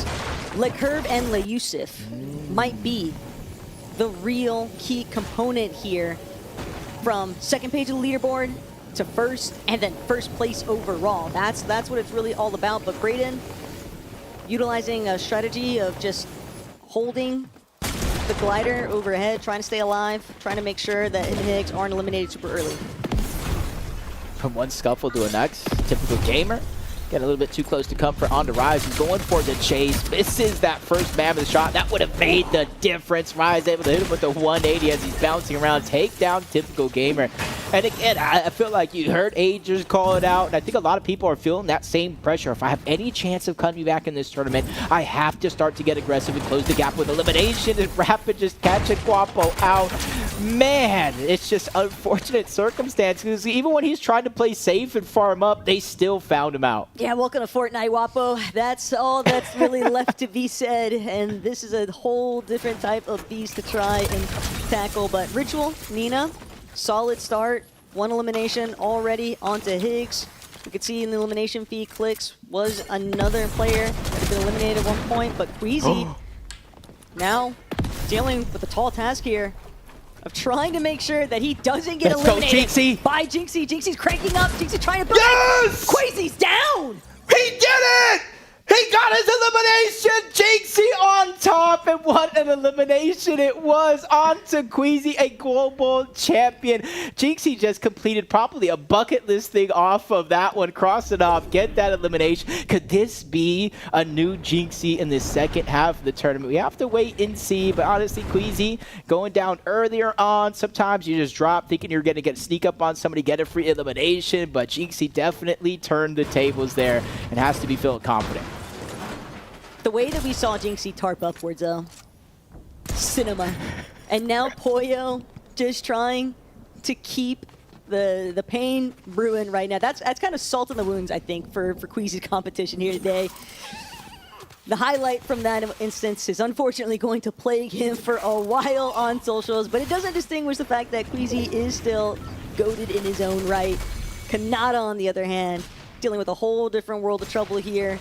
Coop just administering a lot of pressure up against Arc and CAMPANITA, really not trying to provide the opportunity here. He wants to try and shut down CAMPANITA's top 5 presence. Yeah, I feel like this game is moving at such an accelerated pace so far. A lot more eliminations early game. You see CAMPANITA at least trying to make an attempt to stay close to Archie, but the zone is going to pull him further and further away, cause that separation, but in comes back in 4 seconds. That is going to be Cooper. They both have the luxury of being able to get back into this game. It's about how bad they want this elimination, but nope, they found Archie floating back in, trying to reunite with his teammate CAMPANITA. He gets found out a second time so far. No real surprises to see Coop trying to take the offensive right now. Remember, a lot of these players just trying to ensure that they can try and close the distance on the leaderboard positional stances, and CAMPANITA duking it out right now, holding Coop decently well. Not only that, but he's putting counter pressure onto Cooper instead, and CAMPANITA just really going all out right now, and that is going to be an opening elimination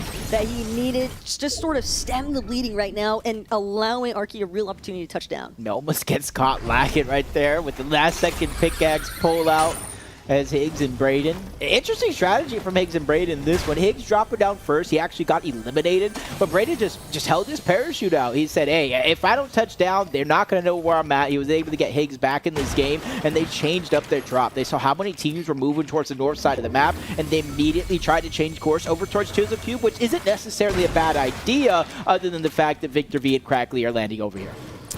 But Victor V and Crackley, they might have decided to leave. They haven't. They're actually going even more offensive against Rise. They might not even know that there was Higgs kind of lurking about, which could actually bode in Higgs' favor pretty well. It all depends on whether or not he's actually able to get an opening shot here. The element of surprise, though, definitely in his favor. Oh, now we got a 1v2 going down. Veno versus Pollo and Jynxzi. See, round in the minimap, trying to close the distance so they can make it a fair 2v2 here, especially pressure coming from underneath. A lot of that being focused onto Pollo. Then a whole nother team, a third party. Agers and Hammy also putting pressure from up above. Veno head on a swivel, making sure nobody can make any sneaky plays as Jynxzi separates himself just a little bit too far from Pollo. He's going to be the first one that gets dropped in this fight. Veno realized that he needed to take out the real threat of the duo between Jynxzi and Pollo. Hey, look, he's got 1 for the opening. He said he only had 84 damage. Now he knows what it's like to simulate that full 200 clear. Almost would have get a sneaky shot onto Pollo. Jynxzi's right back in, and this is where they do have the luxury on the side of Veno and Ron, knowing at least one of the players here has nothing to his name. Maybe he has a more fight assault rifle, an SMG, and a couple of minis, but outside of that, there's going to be nothing in the inventory for Jynxzi to utilize, and they're even here in the minis. Veno, the king of lurking around, just trying to pick and choose his options here.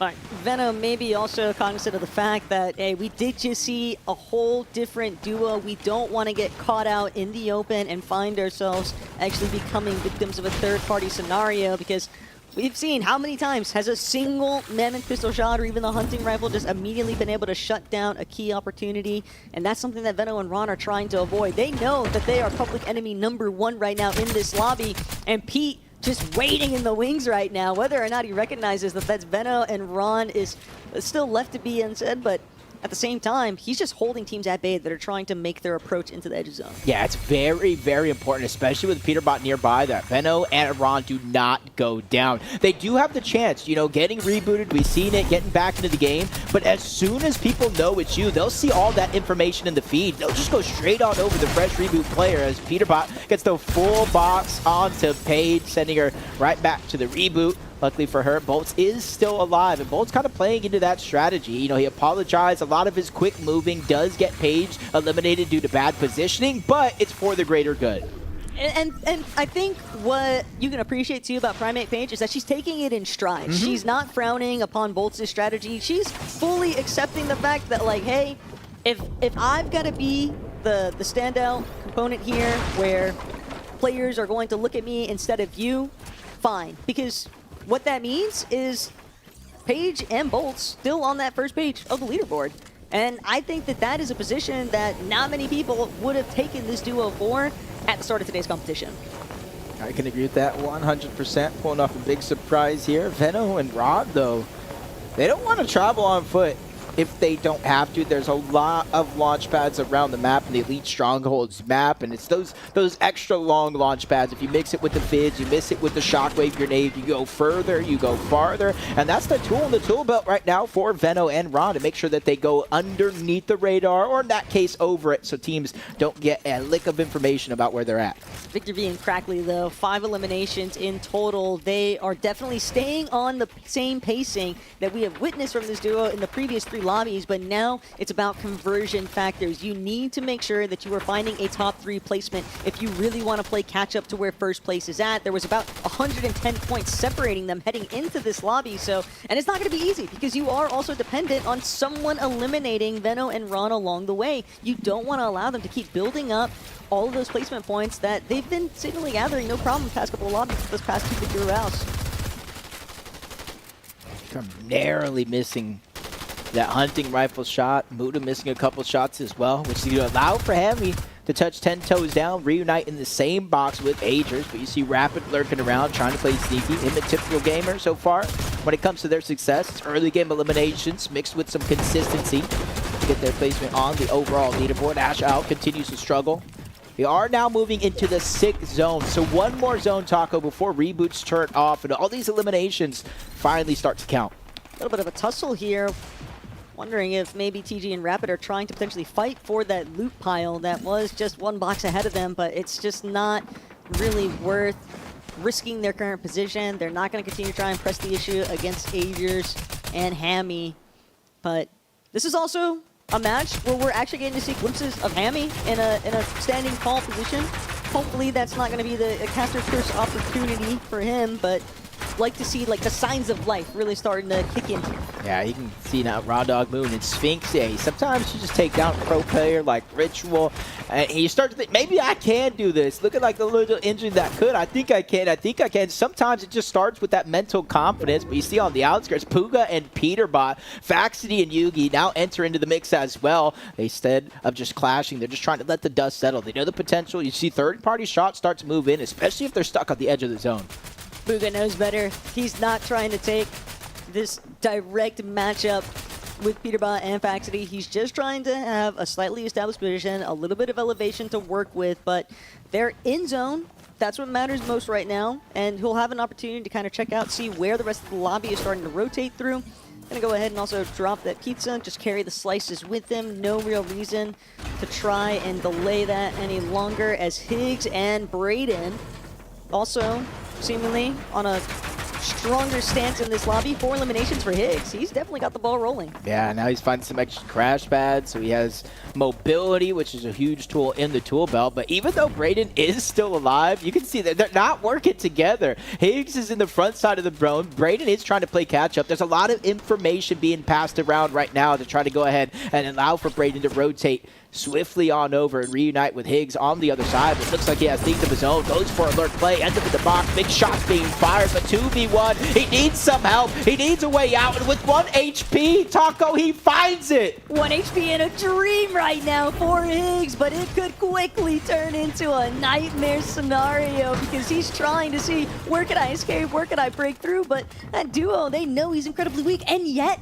they don't chase him. That says so much about what the focal point is currently for so many of our teams. They're all just so dedicated to not being some of the first out of this competition. They know reboots are disabled. They're trying to hold on for dear life. Yeah, they just don't want to get too greedy when sometimes you might have to. As you see pressure coming in from below. Veno and Ron feeling a little bit of that. That's Booga and Yugi down below trying to catch him off guard, but they have their head 360 degrees, watching all around so they cannot get caught off guard. No matter what direction that pressure comes from, they are ready and waiting. And even now, you can kind of see, or at least in this view, nobody has really solidified themselves as the high ground team.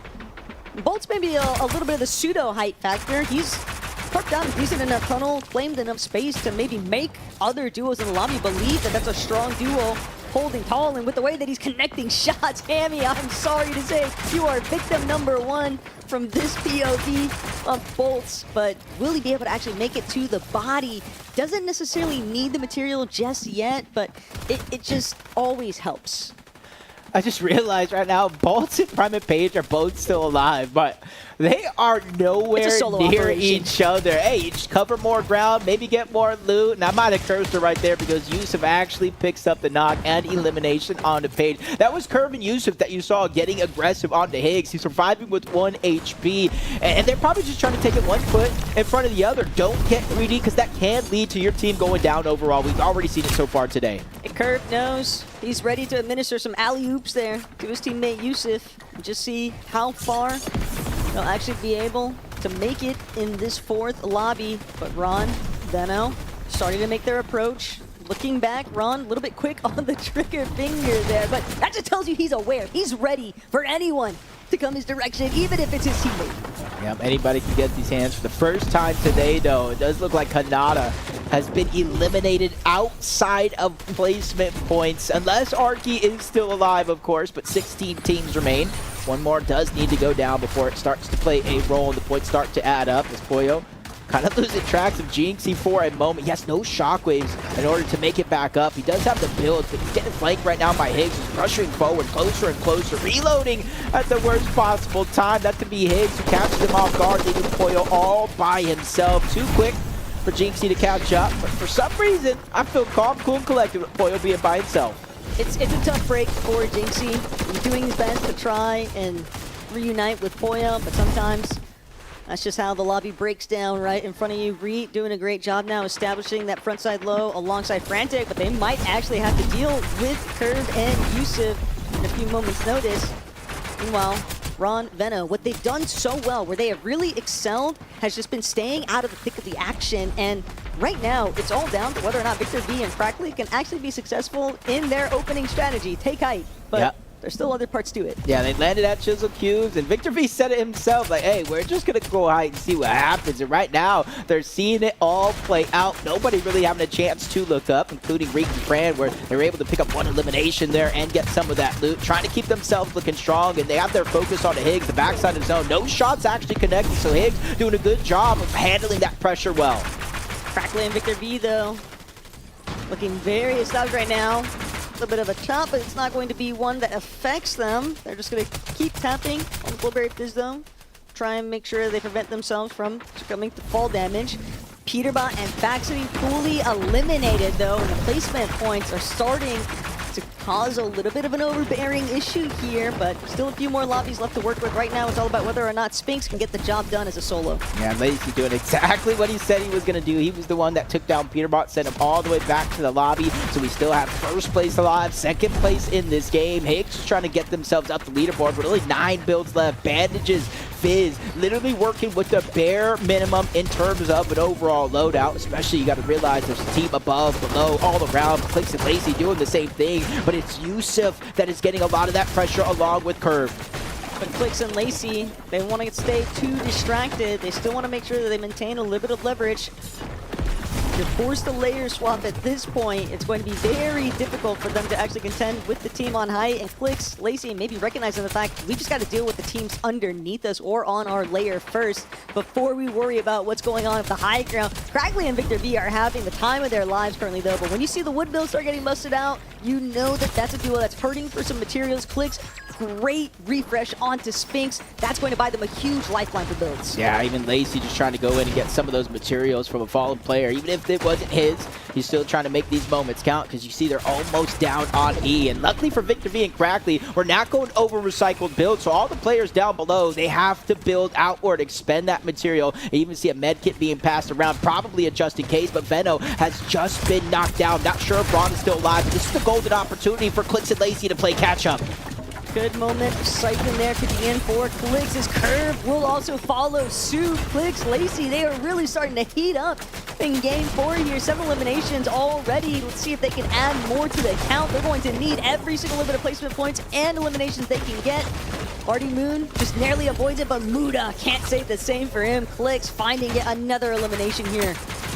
Yeah, Acorn drawing out the time outside of the zone, just trying to stay alive, squeak in the top 2. Lacy's gonna go down. Victor V put down the pain. Him versus Clix. 1v1 scenario. Victor V gets the wipe. Acorn is finally joining into the party. It might be too late, but damage has been done by both Crackly and Victor V. This is potentially doable, but a bad crash pad sends Acorn packing. Victor V did what he said he was going to do. Take height and win the next game. And look, we know what usually follows after the take height half of the sentence, but it was really just the truth. Right now for Victor V and Crackly, they were able to establish on the high ground. They kind of let those lower layers sort of duke it out with each other, cleared things out. They did a great job at suppressing teams, forcing them to drop to ultimate low. So it was just very difficult for anybody to even consider trying to challenge them on the high ground. Yeah, just coming into this one when we saw the leaderboard, they were keeping up with Venno Ron. 26 eliminations for each duo. It's the placement points that really made the difference. Now that they got the win, Levin,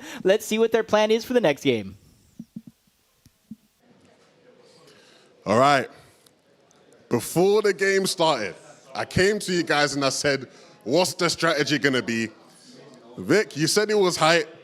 Crackly, looks like it worked. Yeah, he did it all. I was just up there, just shooting and listening.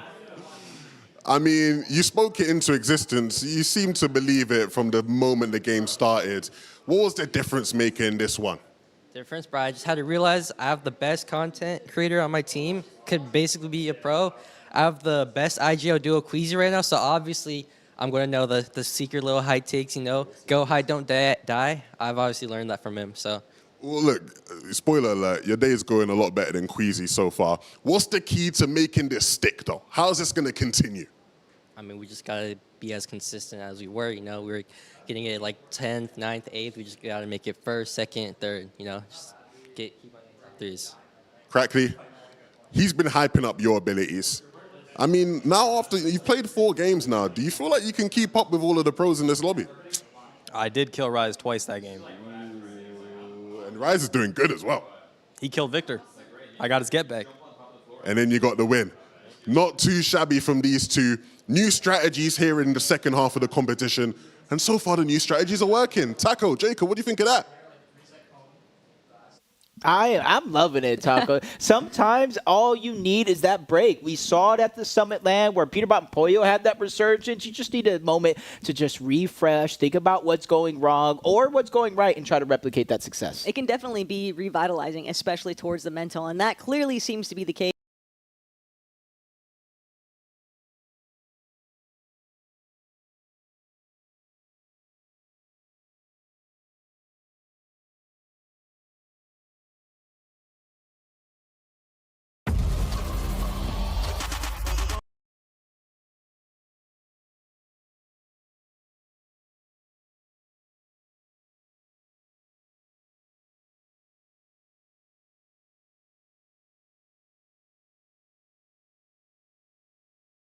counts. That's still an elimination on the board for Kanata getting that one on the coop. This is the first game today, though, that Kanata has not placed inside of the top 5. So again, the halfway point of the tournament has officially been here, and you're seeing a lot of teams make those adjustments. And they're going to have to keep following suit with making sure that the adjustments that are actually working out stay in place. And that's going to be the difficult factor, because we've seen players, I think Higgs had an incredible run in this 4th lobby. He was definitely able to rack up a few points for himself and Breeden. Not only that, but he's just so wiggly with the movement.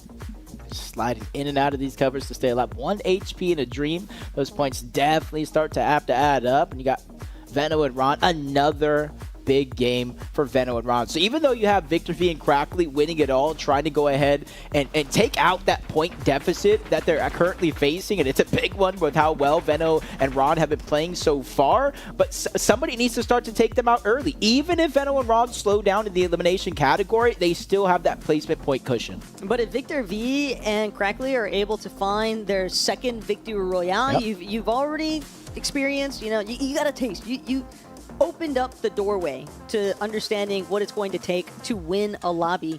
You've also got the bonus feature. I can't stress it enough. Just knowing that you're netting that extra 1K per lobby that you win, it's always going to be a heavy encouragement factor to our competitors here today. And Vic and Crackley, they seem like they're putting the whole lobby on notice now that they're going to be the new rising stars in this lobby. Yeah, 11 eliminations in that game. If math does me right, 26-11, they have 37 eliminations. And I almost want to say they have the most eliminations in the tournament so far. But let's go ahead and get that confirmed with the leaderboard itself. Where is Victor V and Crackley with eliminations? Yes, 37, and they kind of closed the gap. I say kind of because it's still about 49 points. And they're not the only ones, though. Lacy and Clix as well in that 3rd place position, 220 points. What I'm really noticing, Jacob, is that top 3 is really starting to break away from everybody else underneath them, but still very impressive stuff out of Crackley and Victor V, Ron and Veno, Lacy, Clix. I think our top 5 right now is definitely about to try and throw somebody for a loop. Yeah, there's only 3 games left, and I'm just trying to think, what do you need to do? And I can kind of see it right now. Crackley, Victor V, Lacy, Clix, they're so close to each other on the leaderboard. Even if they do try to contest to win the entire tournament against a team like Veno and Ron, and they go down, they're just going to fall down that leaderboard. So that's the risk versus reward scenario a lot of these teams really have to be cognizant of, and if they're willing to make a move like that. And I think for Victor V and Crackley, maybe potentially we could see it happen, but if they can continue to have pop-up performances, 11 elimination victory rounds, they won't need to. Hey, I feel like Bolts is putting Spudson on the spot right now, though. Not even just him, but I think the entirety of the Fortnite community, when you're talking about a top 8, a top 10 even, Jacob. Yeah. Bolts is just very consistently ensuring that they claw their way up the leaderboard. And you have to remember that the pricing differentials that really start to take place when you are already inside of this top 10, those narrow gaps, they just become so much more feasible to attain. And it's got to be encouraging seeing your points go up and your rank with it. Yeah, it's just inside of that top 10, as you were saying, it's just money each and every placement. So you reach that first place, $10,000. I just need to know who's going to win this tournament so I know who to be friends with after this. But, Nina and Ritual, 11th place. They're on the cusp of hitting inside of that top 10, which is more money at the end of the day. You had Sphinx and RD Moon, who actually showed up pretty big, but a team, honestly, Rapid and Typical Gamer. Almost has me wondering, what's kind of going wrong? We saw a lot of early game success in the first half of the tournament, but since then, it almost seems like they fizzled out. A little bit too split off from each other at the start. Okay. I do think that it is a viable strategy that has been working for some of our duos here today, but it really looks like when one of them gets too isolated, too pinpointed, I respect the Typical Gamer even try and, dish it out just as much as they're being aggressed on, but at the same time, I want to see them play more in unison with each other because they're both such strong competitors individually. I think one thing that is happening for sure in this lobby is that when a strong player gets eliminated, they are immediately being focused by everybody else. And so it's making the recovery element just that much more difficult. Yeah, I think we're seeing it. Outside of maybe Victor V in the early game, if you look at Veno and Ron, early game they do set Veno to get those eliminations, and then they spend the rest of the game hip to hip. Crackley, Victor V doing the same thing thing. Clix and Lacy doing the same thing. At a certain point in the game, because they're so high up on the leaderboard and they built themselves that cushion, they have a little bit more freedom and flexibility over the game plan versus everybody else. And I think you mentioned like top 5, top 6 was that huge point gap. The only way they could close it is with eliminations and like top 3s. And yes, you can go ahead and give that a try, but for a team with like inside of the top 3 that has no pressure, just sit in a box, chill, win your tournament. I do have to make one special note to that, though, because in that post-game interview, we heard Victor V being like, hey, you know, we got to get first, second, third. No, there is no second or third for you, Vic, okay? We know Pops is not going to allow that type of mentality. We are only seeking victory royales from this point on. Yeah, he's already cashed in $1,000 for them after that last game, and a boost of confidence, which is the biggest thing. And there was a moment where Veno and Ron, especially after coming up back-to-back in victory royales, they went down early.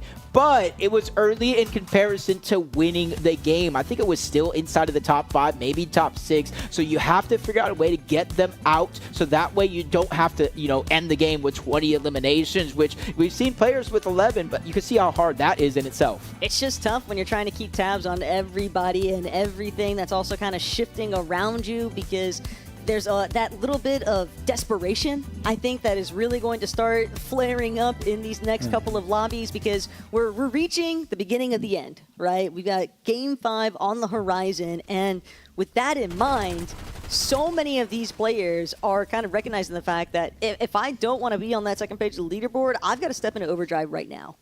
Just like this right now. You see Muzz, you see Pete, you see Veno and Ron. They are trying to take down first place already. Veno's just trying to disengage out of this. Even Reet is here. So 4 different teams landing here, trying to take down first place. Peterbot's not sure where Faxity is at, but he's just trying to fight tooth and nail to make sure he stays alive here in this game. But Veno, I'm not sure where Ron is at, if he's trying to figure out a way to reunite. But right now, they're probably doing a good job at surviving. Man, and Veno could just see what we witnessed, though. Muzz on the other end of things. I think Veno and Ron have the right idea, though. They're just going very aggressive with the approach now. Veno's still under a little bit of pressure here, but the elimination wipe just means siphon a little bit more material to work with, and you can see already how injured Peterbot is, but he'll also take the opportunity to try and heal back up. See Veno, just slow approach. Even with the elimination onto Muzz, he cracks the shield onto Peterbot, getting him drop down to about 20 HP. Box gets stolen, can't get the wrap in, as Peterbot is able to escape out the sidewall. No help coming for either one of these guys. It's going to be a straight 1v1. Ron just making sure to stay alive as the just in case. Peterbot's going to fall, but luckily Faxity knows his job. They are uncontested, so it's going to take no time getting Peterbot back into the game. This is no surprise to Veno. He was completely expecting to be challenged at some point. He knew that as long as him and Ron are in the lead, someone's going to look to threaten that. And all I can think about, too, is just the NAC FNCS. What did Veno do best? He just outsmarted Pete's winning strategy of challenging the team in first. And I think that Veno, he's just no foreigner to this. And that's going to be tough scenes right now for Rapid. He also gets eliminated by Coop. Yeah, Coop just jumping into the box, quickly getting that elimination. Cooper and Zemi, a lot of people looked at them as one of the teams that could take it on. They've been doing good inside of the top 10. They have moments of greatness, but I think now they realize with such few games left, if we want to close the gap, if we want to win, we need to start getting aggressive. And I think that's what Cooper's on the hunt for, trying to get more eliminations, which in turn turns to more points. Try to move up the leaderboard. Nina going down underneath. Poyo's looking like he's going on a hunt, but probably realized the fight has already settled, so it'd be too much of a risk to just run straight into a 1v2.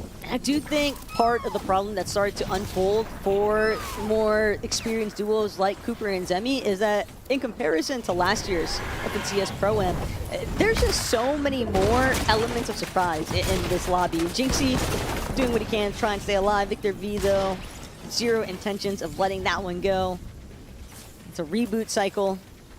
Whether or not we'll actually be able to wait it out for Poyo. He's trying to create some space, get his duo back up and running. But going back to that initial message there, Jacob, I just think that things aren't as foretold as last FNCS Pro-Am, because you don't know what some of these other creators are going to do. You can't read their minds because they're playing a different kind of Fortnite to you.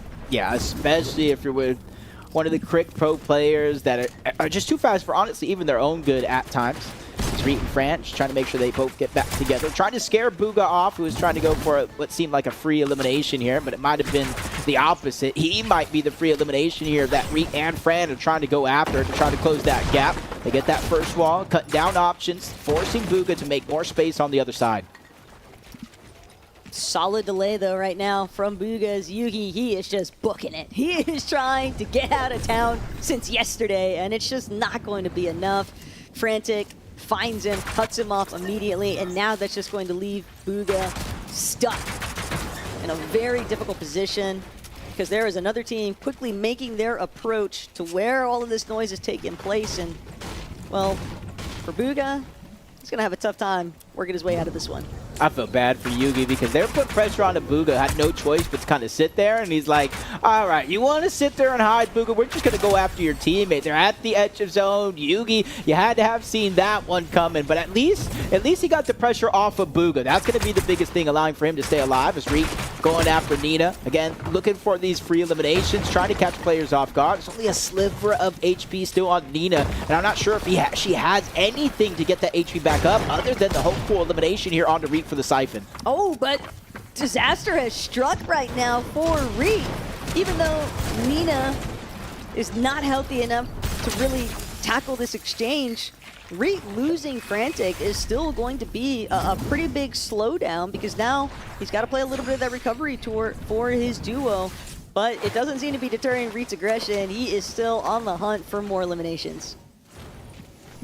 Literally just the two different sides of this coin in this game. Teams being hunted outside of the zone, just trying to stay alive, hoping the focus gets off of them. And you got Jynxzi and Pollo. Did enough up until this point. Boxed up here. The biggest worry for me is not necessarily the material and the loadout onto Pollo, but Jynxzi doesn't have much. So he gets caught out and gets sprayed. It'll be so long that he has to protect himself.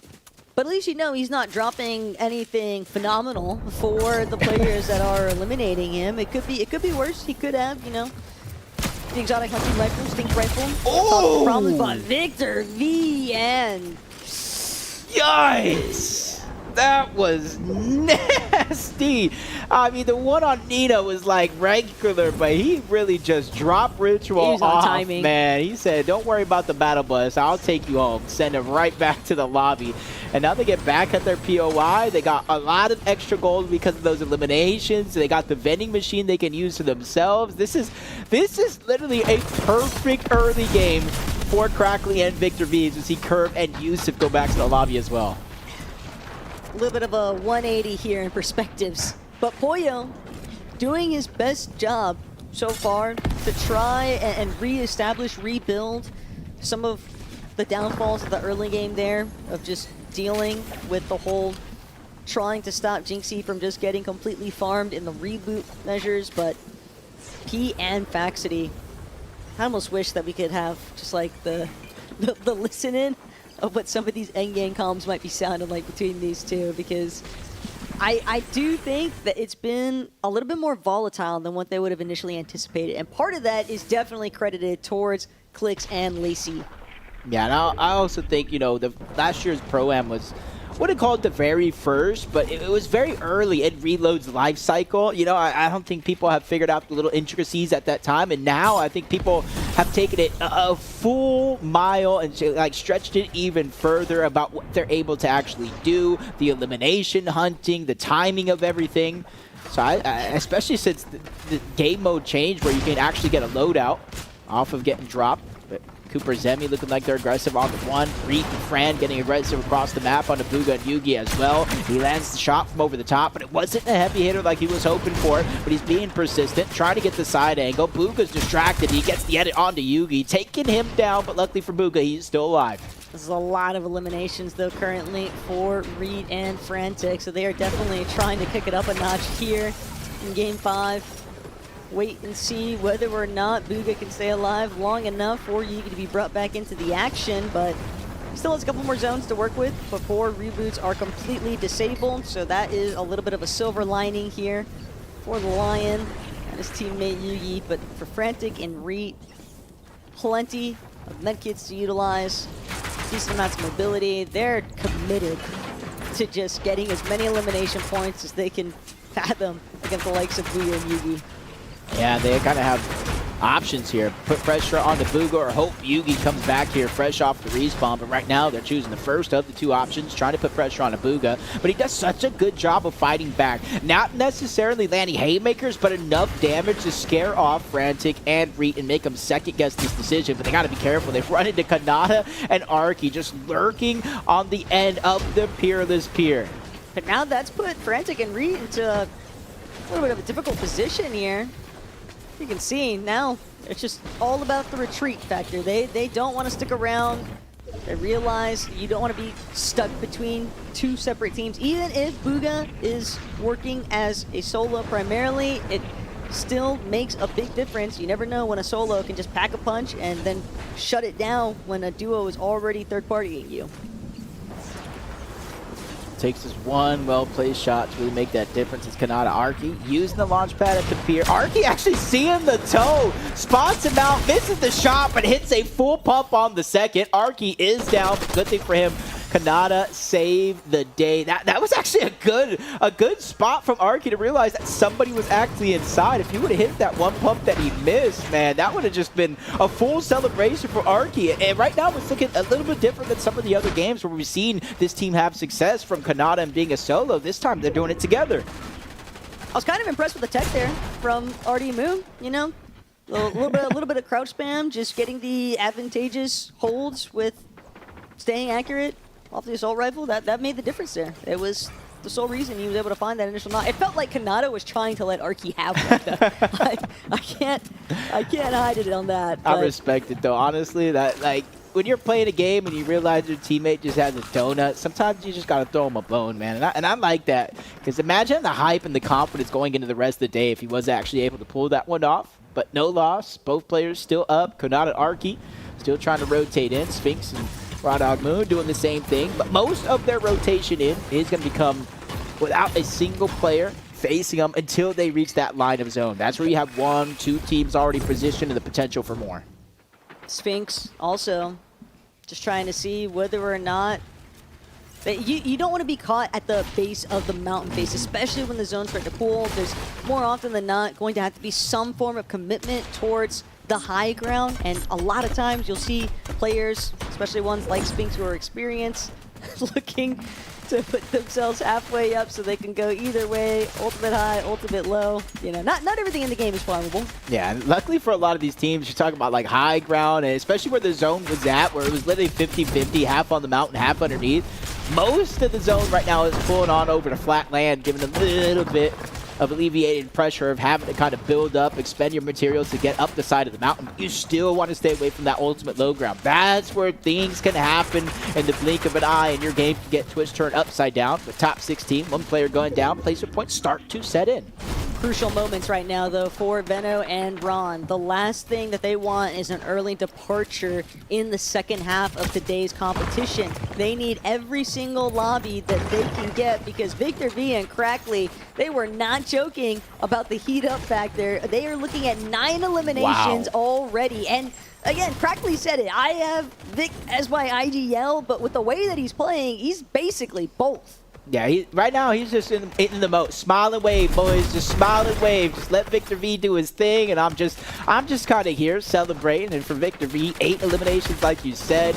He does have the Morphite gold pump, so he has been just kind of dominating around the lobby. Somerset, this is one of those reboot loadouts I was talking to you about. She gets in before the reboots actually turn off. She gets that assault rifle. She gets the tack, properly using the splashes already along with minis. And if they got an elimination, you can see why they're stacked up here, or as stacked as you could be in a situation like this. Rough shotgun to have to get up close and personal with, though. She is really going to have to depend on sort of approaching separate lines of sight with Muzz. We've seen them do it before, though, in Game 1, where they had the premiere of their success debut.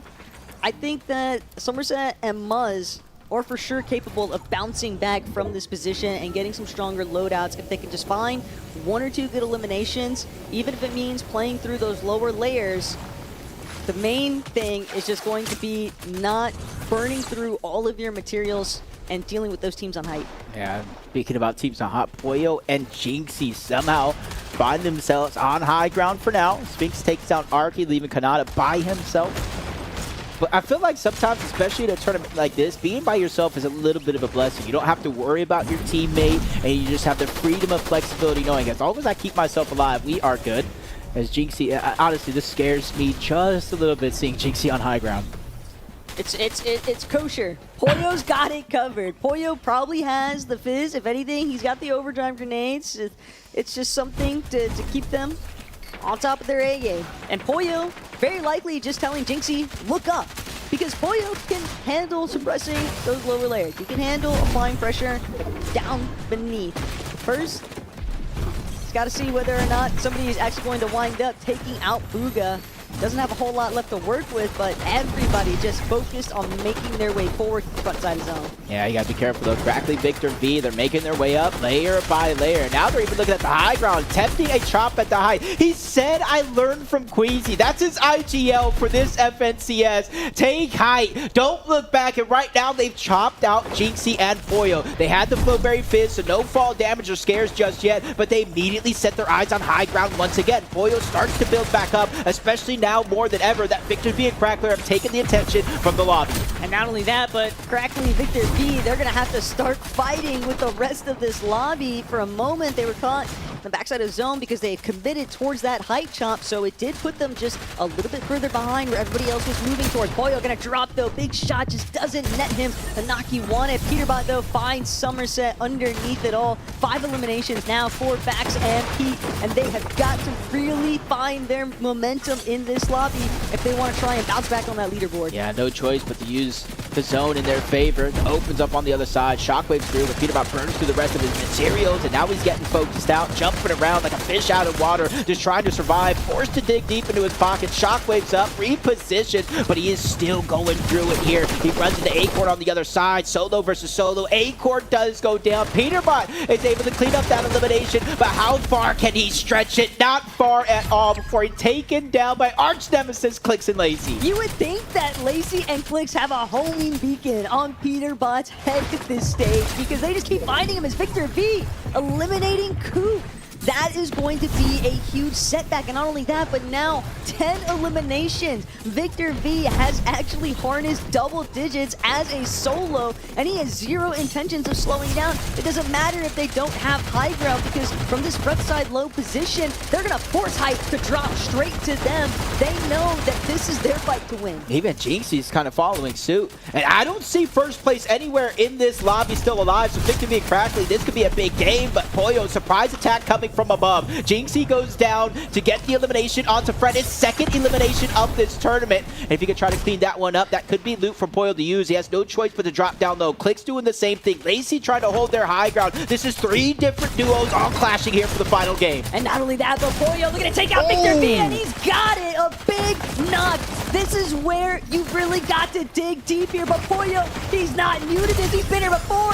The siphon going to kick in now from that knock body. All of that excess material. Clix, Lacy, will they be able to shut Pollo down? The 1 versus 2, where he really starts to surface, where he really starts to showcase his strength, but Lacy still left. Pollo just barely any HP remains. He has to be flawless with this next shot, and he gets it! Lacy, no problem whatsoever. It's only Pollo versus Clix. A very steep health advantage, but an advantage all the same. But Pollo doesn't care. It doesn't matter what you think, because Pollo is always looking to come out on top when it's the 1 versus 2 scenario. Just one more overdrive, the cutoff from Clix, but the shot isn't gonna be enough here, and Clix finally shuts him down. That feeling of deja vu of the summit land. Clix said, nah, not in my house. He shuts down Pollo, and he gets the victory royale. And through the course of that game, I'm not sure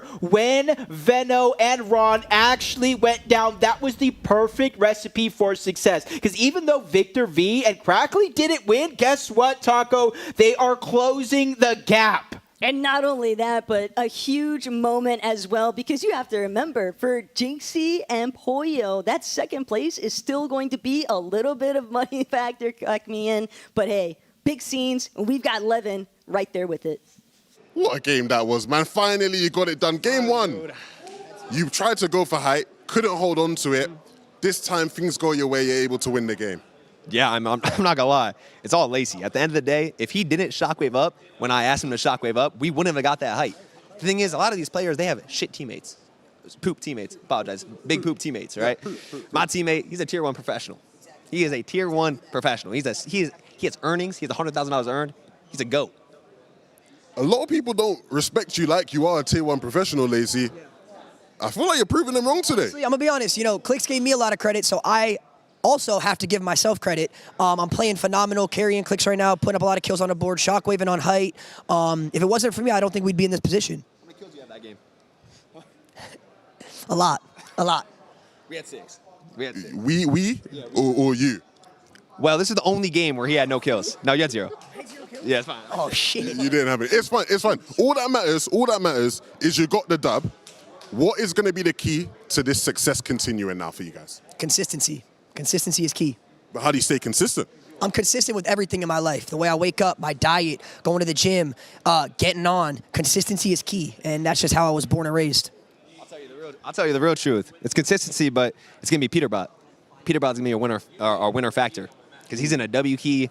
Vino, he's in W key. Ron, he's in W key. Jynxzi, you're going to put him down. I mean, Pete's right next to you. I mean, you can, like, say something to him if you want right now. Oh, is that the leaderboard? Oh, my God. Oh, it's close, Levon. Yeah, what's it looking like at the top there?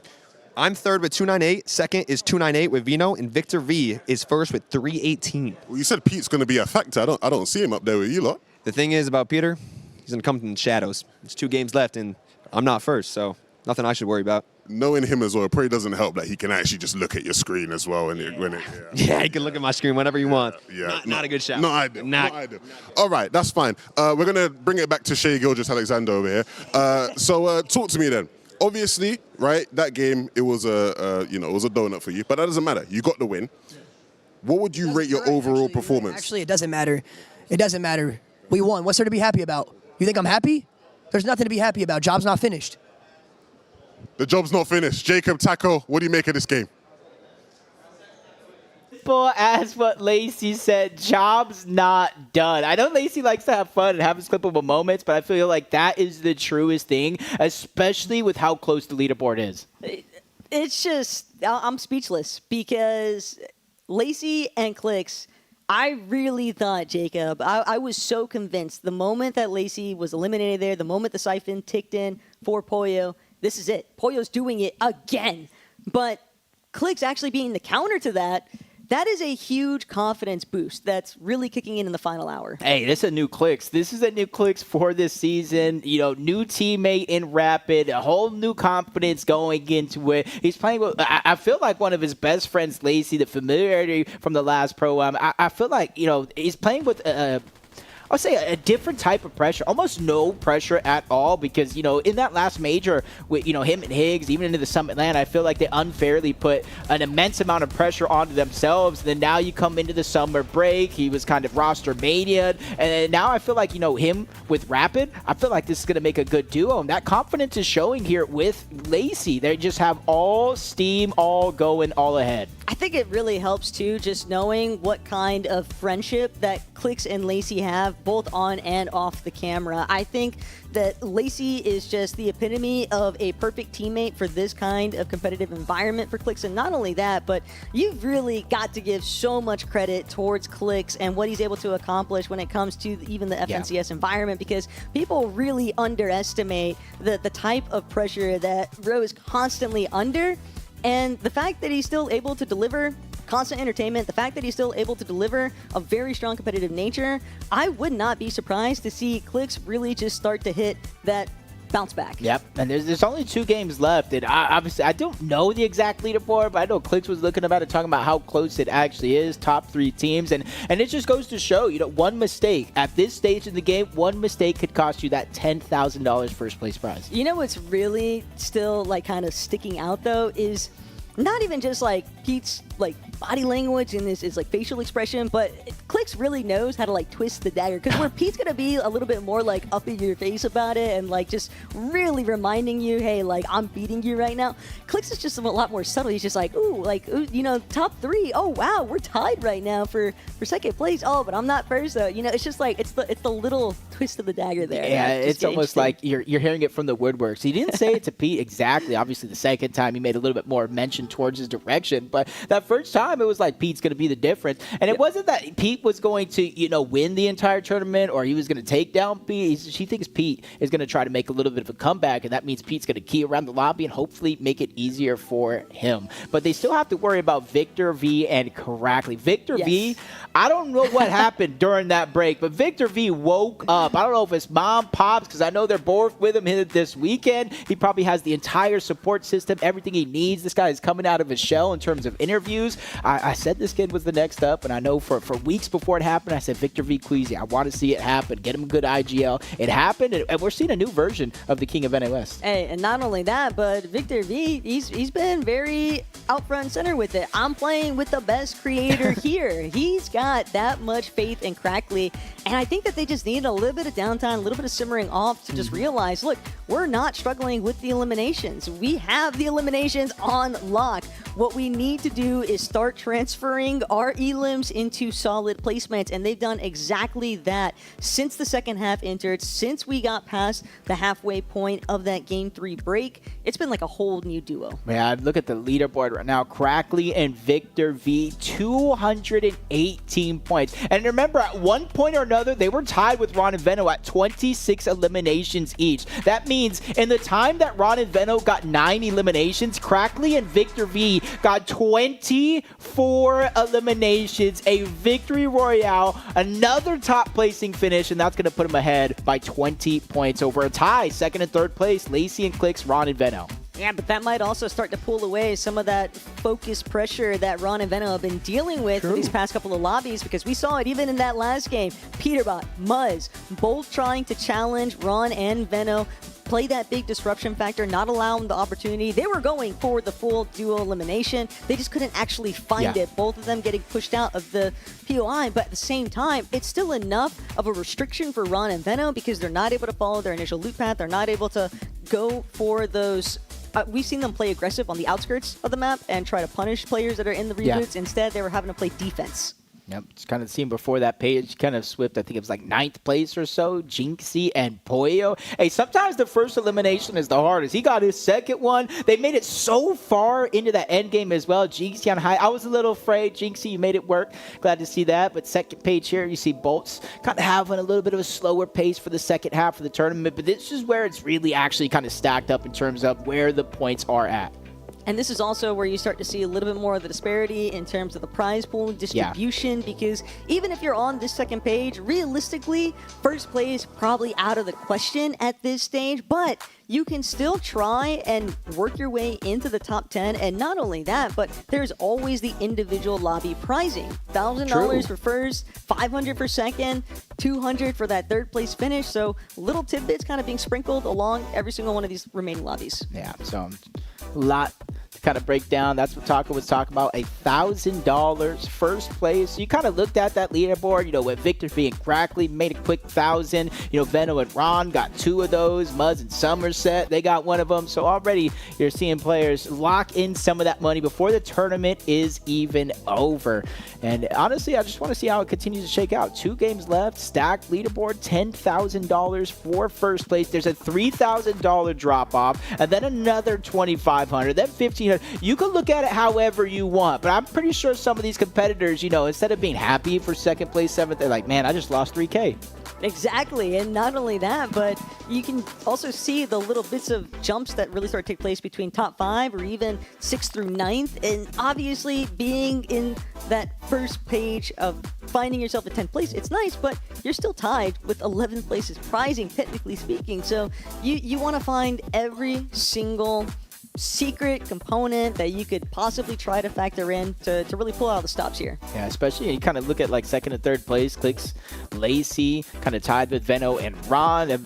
Even if it stands with the same amount of points, it's going to have to go to a tiebreaker nonetheless to try to figure out where these players actually stand on the leaderboard. So it's kind of like you're alluding to, there's something to fight for, not only in every single one of those games with the game pricing, but there's still plenty of opportunity to jump up that leaderboard. If not for first, you know the difference between what, 20th place, $600 there into 14th place. So I think anything could still happen. And not only that, but tiebreaker, I don't think that Ron and Veno is a team that you want to try and deal with for that, because 2 Victory Royales, that's always going to net you a huge advantage here. Granted, Clix, Lacy, finding your first, you know, halfway there, but there's still 2 lobbies remaining. There's still a chance that Veno and Ron are able to just not have to play so defensive early on.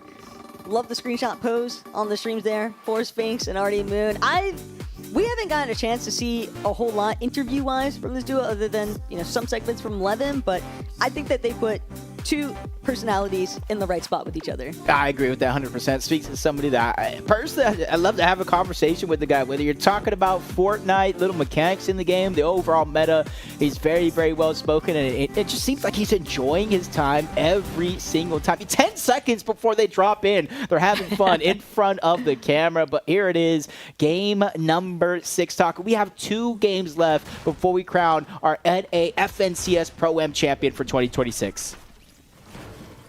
Big scenes currently for everybody here. UTD campus definitely lighting up as well with some of the fans. I like seeing some of that outsider footage, but Reet frantic. Oh, the trouble here, it's all about whether or not they can shut down Veno very early on, but Veno, even with them being on the ropes, even with them having the scramble backwards, Reet still unable to just solidify the knock.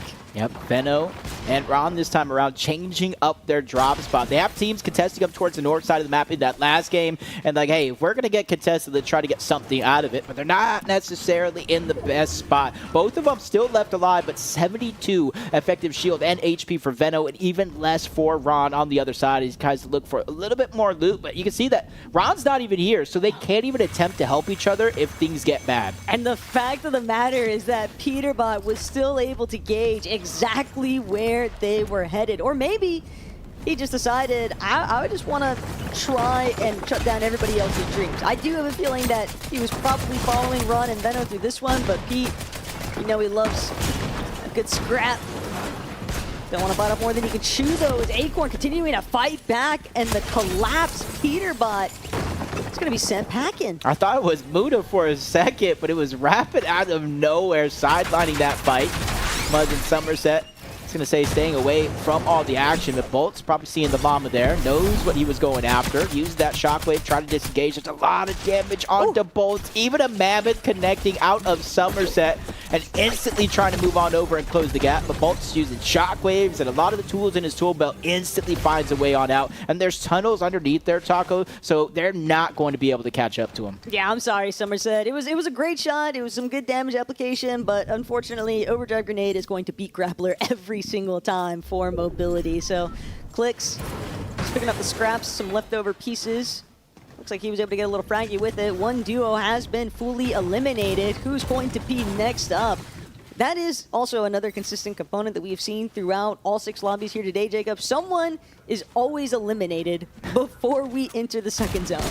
Yeah, a huge difference from what we typically see in that Reload Elite Series qualifiers, where honestly placement points didn't set in until 10th zone, 11th zone, and sometimes the final 12th zone. So a little bit difference here, but that just goes to show how quick a lot of the action is playing out here. Saw Queasy go down to Clix, Ash out, just trying to stay alive, buy some time. Ash out himself, even going through a rebite. You see the AR in hand, but this is where it just gets interesting for Queasy. Typically, you want to see kind of Queasy being the one with the full loadout, staying alive. He gets spotted out. This is the worst scenario. Ash is down. Queasy's getting chased. They are both sent back to the lobby.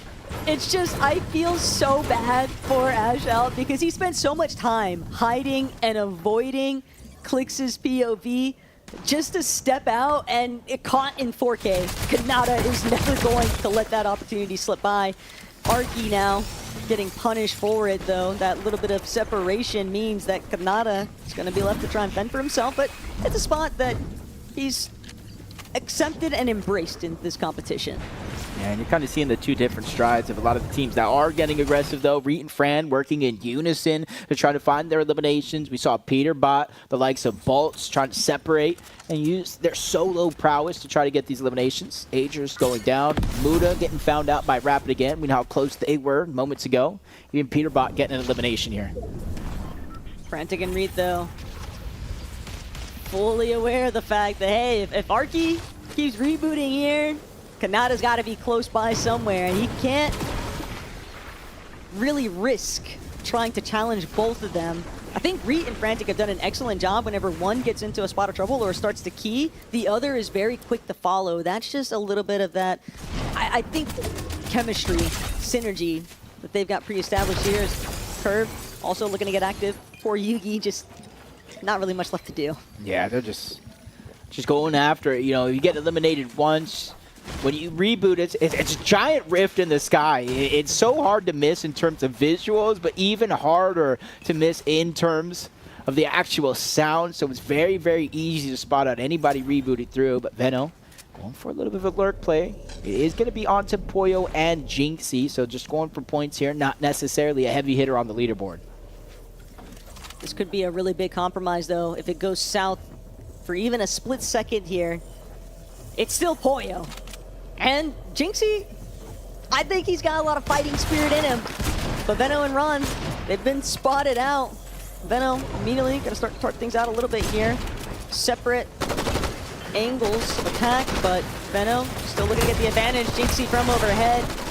Very little time to react there. Takes a lot of damage. Yeah, Veno playing with the pre-edits here, taking a lot of the space.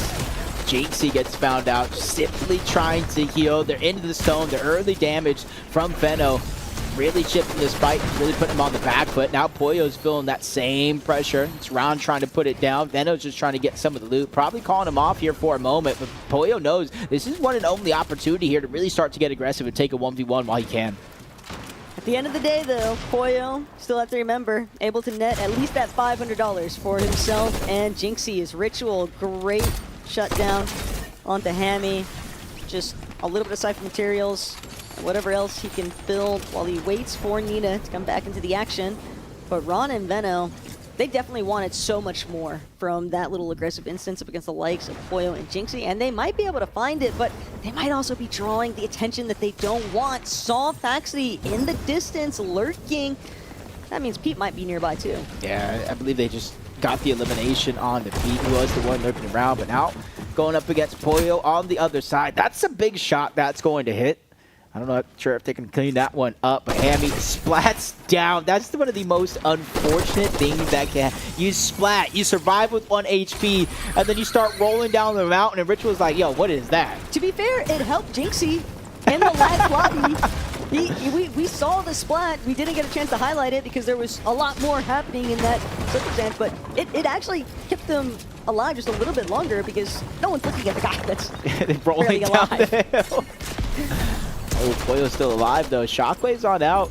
Really leading decision up to Veno and Ron. Do they want to continue to go on a chase here? One well-placed mammoth shot could end that run either way. They're going to let him escape, which means Jynxzi is going to have a chance to get back in this game. Agers cleaning up Nina, but not without sacrifice. His teammate was the one who got taken down by Ritual, so it only is going to be a 1-for-1 trade on each side. Kind of ridiculous, though, to think that Agers is operating with 8 eliminations already. This is a very proactive lobby right now in terms of finding aggressive eliminations. Peterbot with the elimination onto Ron. And Veno, this might be the worst position him and Ron have been all series long. And if Veno goes down right now, that might just be the end of it here in Game 5. Veno doing everything he can to try and fight back. The last person he wants to be eliminated by is Peterbot, and he might be able to control his own destiny here. Pete is just so incredibly low. Yeah, you don't get much HP out of that pizza. It's only getting 10 total. Either way, Veno breaks into the box. Not only surviving long enough for Ron to get back into the game, but cleaning up that elimination onto Peterbot. And that gives Ron a chance. If he goes directly to where Veno's out, he gets a full loadout. From nothing to something, literally in a blink of an eye. It's Agers trying to survive. You can see no shield. Hammy's trying to be a little bit of a distraction, but Nina not letting up off the gas. Agers, though, needs a chance to try and heal, try and rebuild some of his shield. Instead, he'll just go for the outright fight. Elimination onto Nina now means number 9 here for Agers, and Hammy just trying to make sure that he can provide whatever backup support Agers needs. He sees what his duo is doing. He's not trying to interrupt. Hey, you just seeing chase action all around the map. Fifth zone about to fully open here, going to start to close soon. So 2 more zones before reboots officially turn off. And that's what a lot of these teams are using, that advantage. Even getting the knock on the typical gamer, literally on the edge of the zone. I saw it at the last second on the mini-map. One more hop would have got typical gamer all the way there. But Cooper going to get credit for that one, and now it's going to get a huge signal when he reboots back into the sky about where he wants to go next. Was definitely brave, though, from Cooper and Zemi, because they're playing as solos. They are both separated, looking for separate engagements, trying to rack up whatever eliminations they can find. But while we're not in danger of the reboots being disabled just yet, if you go down, even with that little bit of assistance to the reloads, reformat change, it's still a bit of a compromised position because you still have to refarm a lot of your material. It's never easy at all. Page going down. Faxity actually dropping yet again. Hopefully he was able to give some of that loot on over to Peterbot before that became a possibility. But either way, you can see the aggression turning the table for some. But the brakes on others as Muzz accidentally jumping, but seemingly almost his demise there for a moment. I believe that's Agers and Hammy on the other side. Down below is going to be Somerset. Could be an opportunity to put pressure, catch him off guard, even deny a healing opportunity onto Agers. And this is where she starts knocking on the door. Hammy just a little bit too slow. He gets cracked, but he lands a big shot himself to try to slow down the aggression from Somerset and Muzz. That was definitely enough, though, because Somerset and Muzz, they're going to have to fall back. It's just not really worth compromising their current position on the leaderboard. If they can find the elimination, awesome, but if not, might just need to let that one fizzle out on its own way. It's Frantic, Reet, starting to see a little bit of an overhead. Small cliff face just to elevate ever so slightly, but the pacing, it's just non-stop back and forth currently for some of these duos, and I think Frantic and Reet, well, they've got 5 eliminations. They're clearly seeking out more, but they also need way better loadouts. Yeah, this is where them included along with everybody else has to start to take a different approach in terms of how they're approaching some of these fights. Reboots are disabled, so no chance to get back into this game. If you did reboot in this last zone, though, before they turned off, you have a little bit of a loadout being granted. Especially, I think the most important thing is the minis and the chug jugs that you are going to be able to grant. It's Fran Reed trying to rotate through. Almost gets taken the shield off from Victor being Crackly. Another zone here, Taco, where Victor being Crackly, it's at their POI essentially. Still not easy. Even if you're familiar with the territory, nothing is ever guaranteed as Pete and Faxity, they have really just been going through a lot of different obstacles, so many hurdles still standing between them and a decent placement positioning in this lobby. On the other hand, though, Rise, take a note of what's in his inventory. This brother is stacked. I don't know which Epic Dev gave him that chest, but he has the Sentinel, which adds an extra effect. He has the Slapberry Fizz, which heals HP and shields. Guapo getting caught on that rotation, out of builds. And this is where you can see Rise just trying to toy with the decision. How do I approach this? Getting the revive, that's going to be step number 1. But how much resources you give on over? It's Faxity getting elimination on the Ritual. Poyo, Jynxzi trying to climb up the side of the mountain. But if you look, the first team to try to make some sense of high ground is going to be Muzz and Somerset. But again, maintaining height has definitely been a little bit of a difficult task as the matches draw on later and later. Teams now recognizing just what kind of effects, what kind of presence you can have in a lobby, but Veno and Ron fairly isolated from where the rest of the lobby is at. They're gonna have to close some distance here, but nowhere near as much as everybody else on this next pool. Yeah, but somehow use that to find a knock on Raw Dog Moon, probably rotating with the crash pad or Shockwave getting caught out of the sky, and that's where you see players kind of not necessarily trying to one-hop it to the front side of the zone. Sometimes you got to stop, reassess the situation, continue to move from there. Reet and Fran just looking at all angles. Clix building some extra space. This is where he's gathering all that information. Sees an opening there to try to take it and elevate his position right in front. He sees that layer is cleared. Immediately going to try to claim it as his own. But he has to be careful. Curve is going to be right above, along with a few players on each side. You're saying Clix has got to be careful, but if I'm Curve, I might be the one shaking a little bit here. 6 eliminations already for Mr. CEO, and he's trying to see just how much further he can take it. Another elimination or two and a solid placement. That could be the difference between first or second entirely, but they are still going to have to contend with Victor V and Crackley, who are still kicking in this lobby. Not only that, but Veno, Ron, still doing their own thing too. Reet and Frantic, though, starting to really mix things up. They want the high ground. Yeah, and I think Veno as well, along with Ron. They keep looking up, trying to assess the situation. For now, they're just going to settle with the front side of the zone, give a lot more time to formulate some sort of strategy if they do want to take it. Clix and Lacy know for it as well, but the struggles come in as Veno barely lets somebody escape outside of his box. Talk about Clix with 6 eliminations. He is taking charge with 6 eliminations of his own as well.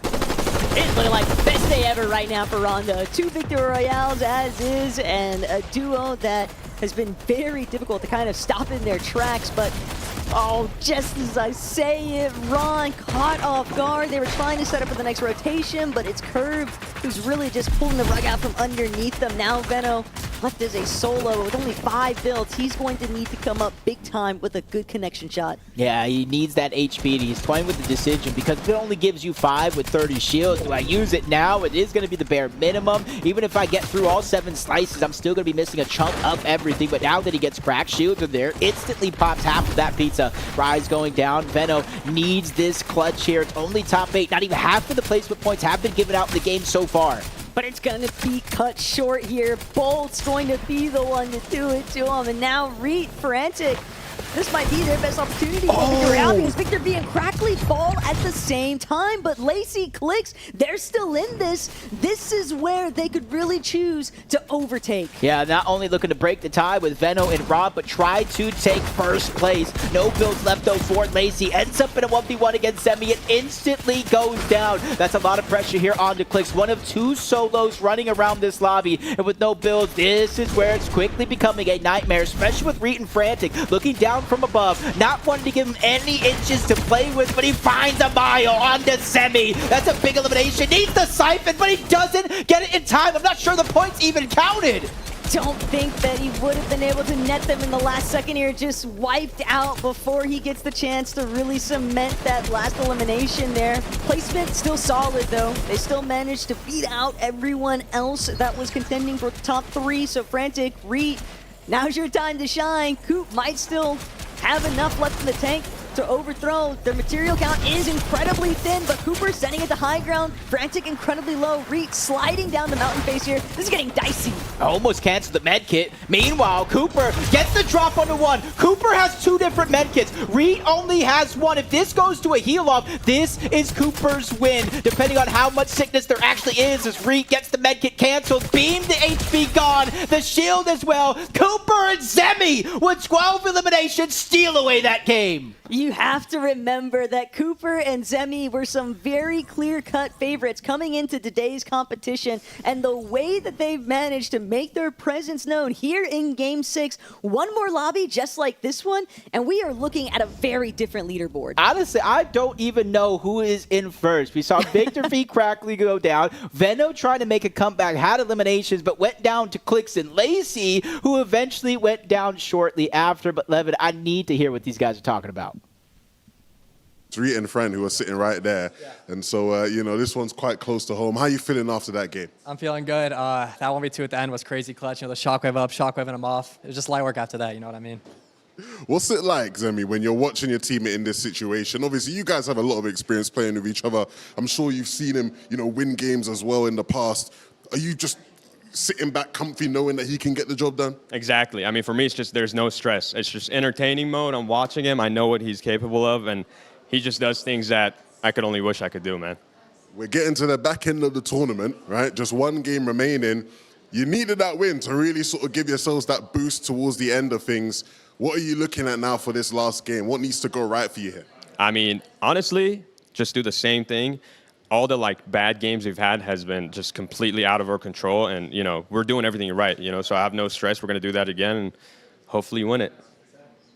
Of course, like I mentioned, you guys have played with each other. You played with each other in the FNCS Pro-Am last year. Do you guys feel like you've improved as a duo, right? You obviously don't play with each other every week, right? But you feel like it's better this time around than last time? I mean, it feels kind of similar to last time. Zemi's just literally the perfect player for me. He just follows me, understands good vibes, just listens. Everything's good.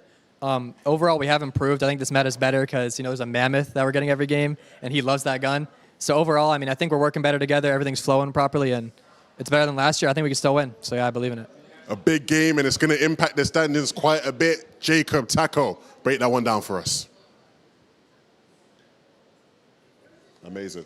Amazing. Like, these guys were not joking in the slightest. Cooper and Zemi have really hit the nail on the head because one more big game, just like this one, another 12 eliminations and a Victor Royale, and they are staring down the face of potentially being the ones in that first place position, challenging everyone else. It's been all eyes on Lacy, Clix, Crackley and Victor V, Veno and Ron, and yet, just when you least expect it, Coop and Zemi have just found a whole new fire lit underneath them, and they are really doing everything in their power to try and just ensure that they put themselves in the best position possible to win it all. I just don't think that you can count anybody out at this stage. It is so fair to say that we are looking at a lot of teams on level standings here currently because we've seen all the victory royales that have been gathered, and if anything, it's always just such a huge boost in how you're feeling overall when you know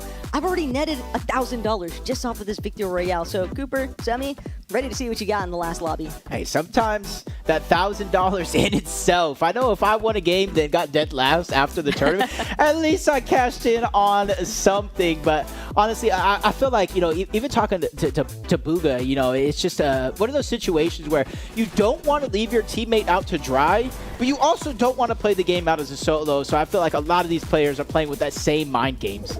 It is interesting, though, because you do have that mentality from, I think, the majority of our pros, but then you've also got the other side of the coin where Bolts, for example, and then Primate Page have established it from the get-go. Bolts is like, look, you're going to be left out there. Like, good luck to you. I'll send you back in with a little bit of materials. Here's the loadout. Here's where you can try to go next. But if we aren't next to each other, it's fine. I still got you. And he's delivering, and he's not the only one. I think that Kanata, this was such a standout moment from Cooper. He really could not have played this better. It's just so unfortunate for Frantic and Reet that they ran out of all their builds. Yeah, it's just one of those moments there. But like, just seeing it from a different point of view. You literally said it. You could not have played that any more perfect than Cooper just did, kind of solidifying 10 eliminations by himself, 12 for the overall team. And we have a new first place team going into the last game of the day.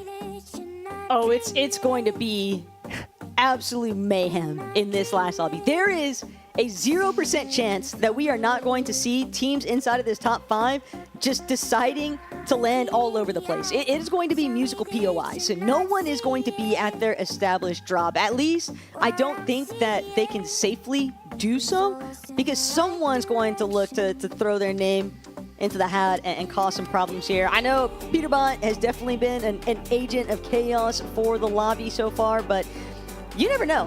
197 points, 4th place currently, maybe a little bit out of reach, but how many times have we seen Pete really dig deep in his bag and pull out like a 20 elimination win?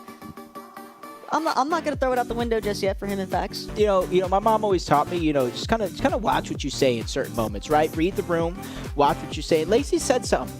He said a lot of stuff, actually. But he said something, right? Lacy said, my only goal is to make sure Peterbot doesn't win. Clix was like, yo, we ain't got nothing to worry about because we're not in first place. Game 7. Lacy, hopefully your words don't turn to be delicious and you have to eat them at the end of the day, because Peterbot now has the chance to ruin Lacy's tournament and Clix's tournament, and basically in the same throw as well. You just know that Pete's facial expression would just be, he'd be beaming. He'd be cheesing so hard to know that he would be the one to potentially stop Clix and Lacy in their tracks from having this celebratory instance of winning the Fortnite Pro and Creator Series. But I do want to give Lacy his flowers in comparison to last year, where he went a little bit too ham on the VOD reviewing overnight leading into the competition.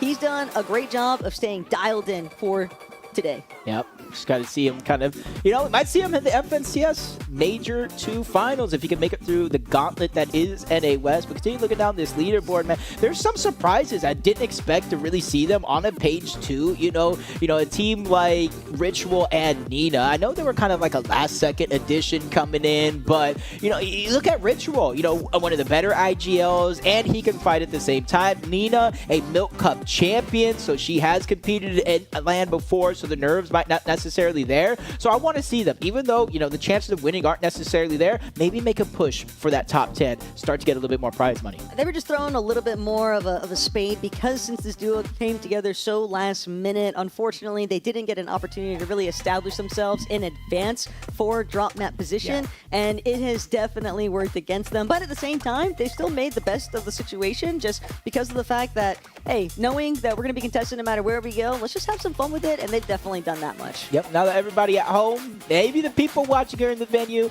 you know, let me know. Start to tweet at me. Tweet at Fortnite. Tweet at the player. Who do you guys think is going to win the overall tournament here, especially with the leaderboard this close? I kind of want to see, like, maybe just everybody just land in the center map. All 40 teams, chiseled cube, just end the game there. But could you imagine how much fun socials would be if Clix and Lacy actually get the job done, bring it home, overcome everyone that was doubting? And you have to remember, like, Clix, he's used to being doubted. He's been doubted his entire career, and he still just takes it in stride and is just doing the best that he can in today's competition to find that overall victory with Lacy. Yeah, honestly, just looking through, already my predictions were kind of thrown into a mix. I know I started off thinking Peterbot and Faxi were going to win the entire thing, but as I started to hear, you know, Peterbot himself talk, I'm like, I'm not going to take it as serious. And then coming into this one, Faxi's like, yeah, maybe he's not. So he kind of threw that out the window. And then I was looking at teams like Reet and Fran who are making a second half surgence to the top of the leaderboard. I put Victor V and Crackley in my top 5. You know, I even had Muzz and Somerset there, but most of my predictions got thrown out the window early on in the first half.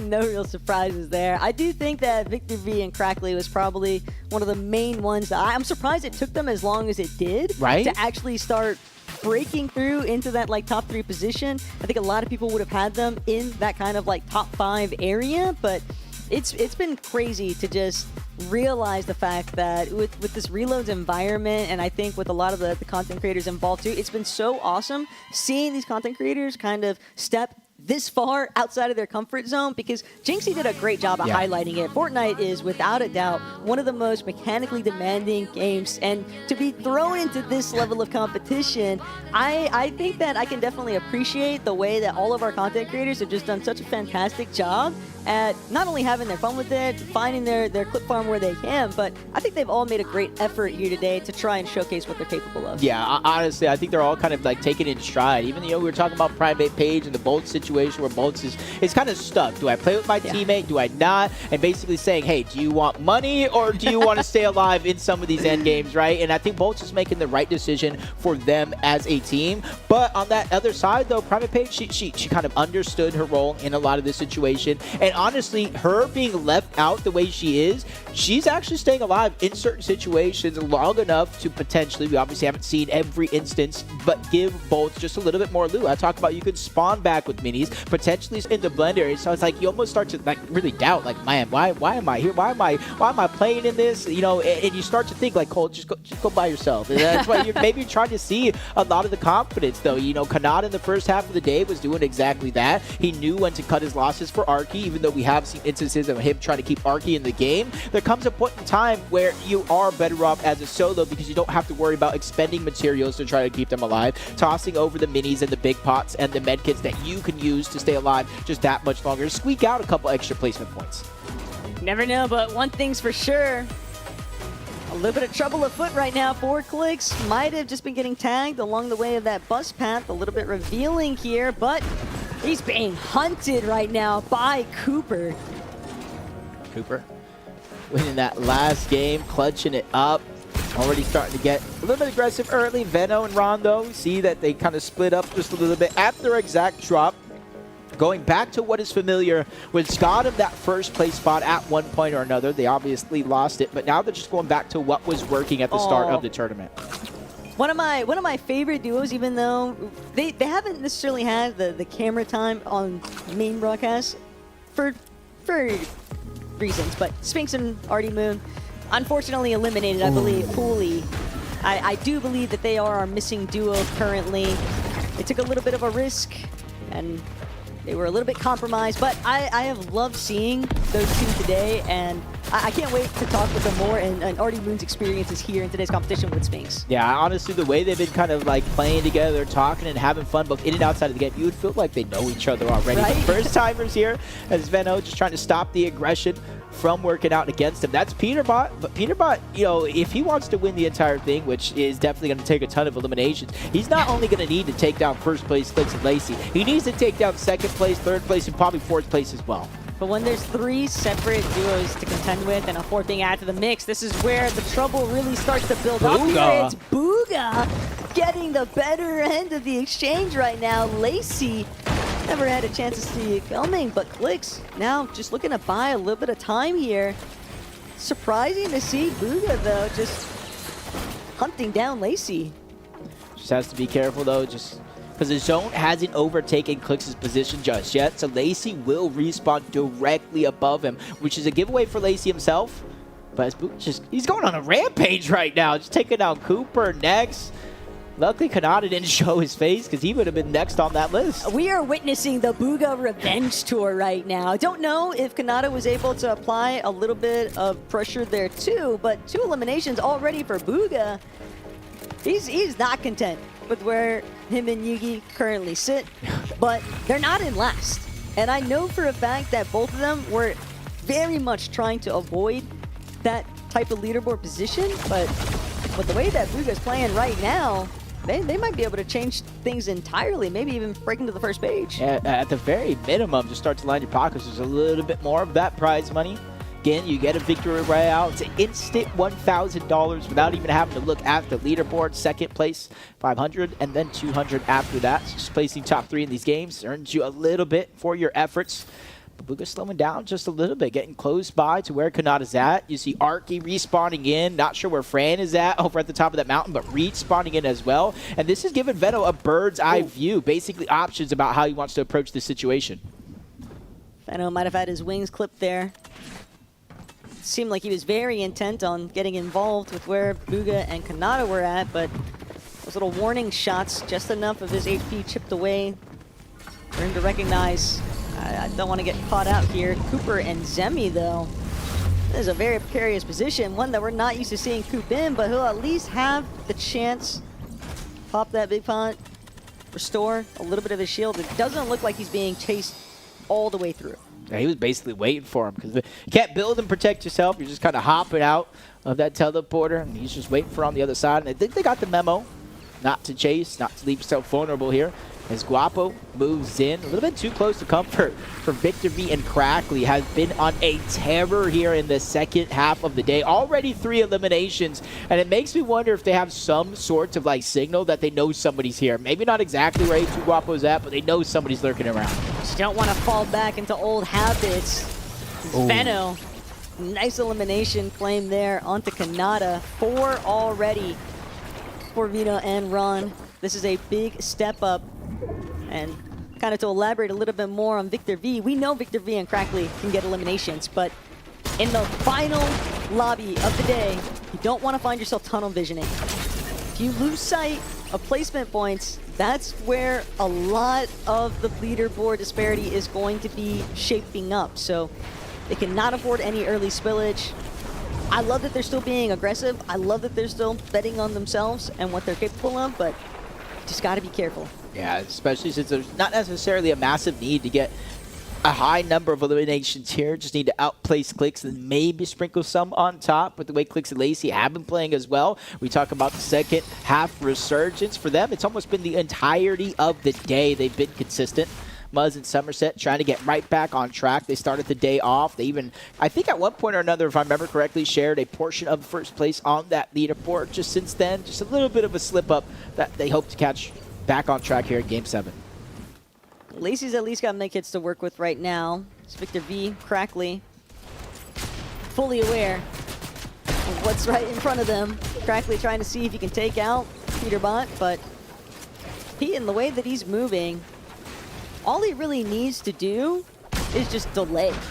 The longer that Victor V and Crackly are kind of stuck out at Chiseled Cube, granted, they probably don't mind it too heavily, but if Pete can continue chipping away at their HP, even finding the elimination, that would just be such a huge pause in their momentum. Yeah, I was wondering right now, Crackly has stayed on just like a sliver of HP for so long. He finally heals that up, instantly loses the shield to Peterbot. Peterbot knows exactly who he's fighting, saw the name in the feed. Crackly needs to stay alive a little bit longer. He has the HP to do it, but can he survive this pressure? Yes, he does. Gets Victor V back into the game, but now he has to survive the onslaught from Peterbot, stopping him from getting the elimination. And Crackly looking like the pro of the team right there, taking down Peterbot. I mean, you want to talk about locking in and clutching up. Crackly just did everything possible in that instance, but he still got to keep it moving because they are being attacked by yet another team, or at least another player, and it's Rapid, who's going to start or finish what Peterbot had started there up against the likes of Victor V, just taking advantage of the reboot farm. For Venno and Ron, a little bit of a standstill inside of zone. Not sure they need to shake things up all that crazily. Not just yet, at least. Just need to keep it within reach, depending on where they kind of land. When reboots turn off, they can try to assess the situation, but Peterbot trying to go right back down over towards Chiseled Cube. It is going to be in the zone, but needs a ton of time for it to open up, so a lot of these guys just need to survive up until then. As Venno continues to go on the offensive, he does have the mythic hand cannon. He's trying to put it to use. Already connected with a few shots so far. Cut and read off down low and lands another shot. His 5th elimination of the game. We're seeing it both out of Victor V and Venno. If they want first place, they have to take it by force. And they might just be able to do so because Venno and Ron, with 5 eliminations already, Jacob, and a fairly well-established position to kind of cut teams off that are going to be a little bit later to the party. The Stragglers trying to make their way in from the storm into that edge of zone. They are in that compromised position for everybody else because no one can get past them. They are the wall that sits between the next zone and these teams that are going through the constant reboot cycle. I like this. Yeah, honestly, I like this load. I'm okay with a sniper SMG type loadout for Jynxzi, but I'm not okay with whatever's going on here. As soon as Jynxzi probably will feel a little bit comfortable, in comes Pete, trying to outrun Rapid, who has typical gamer by his side. They find Pete, so no more running for you. They get the elimination, but they want just a little bit more. Venno now moving in along with Ron, trying to put the pressure down on the typical gamer. Third partying this to catch him off guard. Even finding a whole nother team in the bush. 4 teams here as of now. It looks like a 5th one, maybe a solo floating right overhead. That's a little bit too much of the danger zone. Venno realizing it's just not worth risking it all for an extra elimination or 2. In fact, he might be able to find it regardless on Hammy, who's just nowhere left to run, no escape whatsoever. We'll see you on the next reboot because Venno, man on a mission right now. Ron right behind him. They are doing a great job at just staying toe-to-toe with each other. Got Blue on this side of the map, frantic, just far outside of the zone. But as it does reveal itself in this next one, 6th zone, one before it reboots turn off. It's a little bit of a pull towards the south. Not max pull for either of these teams on the map so far, but definitely not going to be easy, especially if you try to shockwave past a team like Venno and Ron, who haven't really been missing much with that hand cannon. Jynxzi, tough spot to be in. A lot of trust on Poyo right now to close things out, but just being aggressed from 2 different angles. Muzz and Somerset are just such a dynamic duo when they take these kinds of approaches.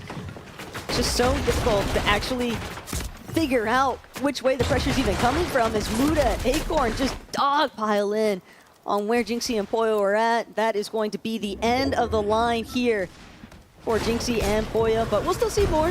Jynxzi, the future reference here is Victor V taking out Baxity. But Pete's nowhere in sight.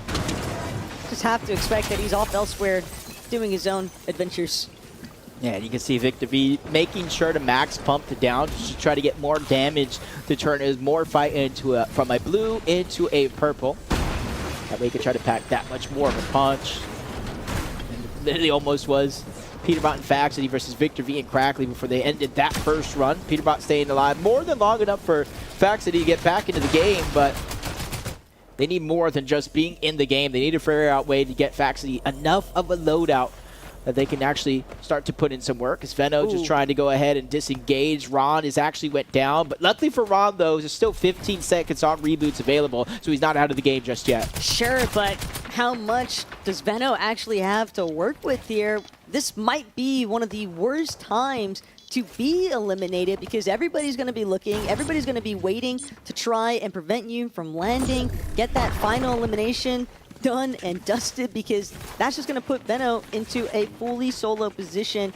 And when first place is up for grabs, it's just such a heartbreaking way to go out. But Fax fighting his own battles, it's just a tough time trying to get any kind of footing. Yeah, this could potentially be such a close tournament, because even though Clix and Lacy have a little bit of a lead, they're not getting eliminations. So if Veno, Ron, Crackley, Victor V get enough eliminations in placement, that alone can put them just higher up on the leaderboard as typical gamer trying to run. He doesn't get the exit he was wanting, ends up in the wrong box, and that's going to give Ron exactly what he needs, a full loadout as he respawns back into the game. Veno making the right moves at the right time. That is a tough break, though, for Rapid. You saw him immediately start to backpedal. He realized that there was nothing left to do. Watched his duo just disappear in front of his eyes, but great heads-up awareness there from Veno. They didn't have the luxury of picking and choosing who they fought. They just had to jump into somebody's box and get that refresh. But Victor V, a big shutdown here now. Peterbot finally answering back. Victor V has always been kind of looming over his head as, is this kid the counter to Peterbot's success? But now, correctly, he might actually be able to save his duo. They're still up above. They will get the audio visuals, but Crackley needs to hold. You can hold and get the revive at the same time, and that's exactly where he's going to find a little bit of success. This could be the play right there. Peterbot gets the knock onto Victor V, but does not get the finish, allowing for Crackley to get the revive, but still in first place is this team right here, right now, Clix and Lacy. Again, only one elimination, Taco. They are getting that gap closed by everybody else on the leaderboard. I can't stress it enough, though, the way that this is really starting to build in terms of stress environment. But not only that, Crackley has come up big time in 2 separate instances in this final lobby. It almost feels like the plot armor is starting to build for them, but they still have a long ways to go. It is a fully uphill battle. Cooper and Zemi, another duo constantly trying to see if they can achieve another lobby of success. Double-digit eliminations, Victor Royale, Ron, Veno, similar environment, 9 eliminations, 8 of them on Veno, and he got the revive off onto Ron. So everyone just trying to pull out all the stops to put themselves in the best possible position. Yeah, look at this. Now they're even looking at high ground now so far back deep into the zone. Not sure if it's connected, but with the zone catching up, they have to make that conscientious decision. Abandon that play, hope for another. Clix and Lacy right up above Veno. I'm not sure if he got the signal, if that's who it is, but right now they're going to put pressure on the Rise, but it gets slowed down. Muzz and Somerset put pressure right back onto Veno and to Ron, cracking the shield to Ron, forcing them to slow down. You can just see Ron kind of spinning in a circle there for a moment. It's just so hard to keep tabs when you're getting all these different audio cues, and Rapid has been found in the backside of zone. That's going to be the end of the line for MNTG in this one. But a big placement point. Right now, Ron is fighting to see whether or not he can roll into Veno's box, but Veno, he's going to abandon ship. He can't afford to stay behind. Put some great pressure on Cooper from overhead, but he just left Ron to the wolves. Clix and Lacy are in first. They are in first right now. Veno going to be by himself. 8 eliminations, has to look for more, has to figure out a way to outplace Lacy and Clix as well, who are holding on. They really have not been tested in this game so far. A lot of the competition let them go smoothly under the radar, but up above, Cooper and Zemi, they're the ones putting pressure down, trying to disrupt the whole flow that is going down below.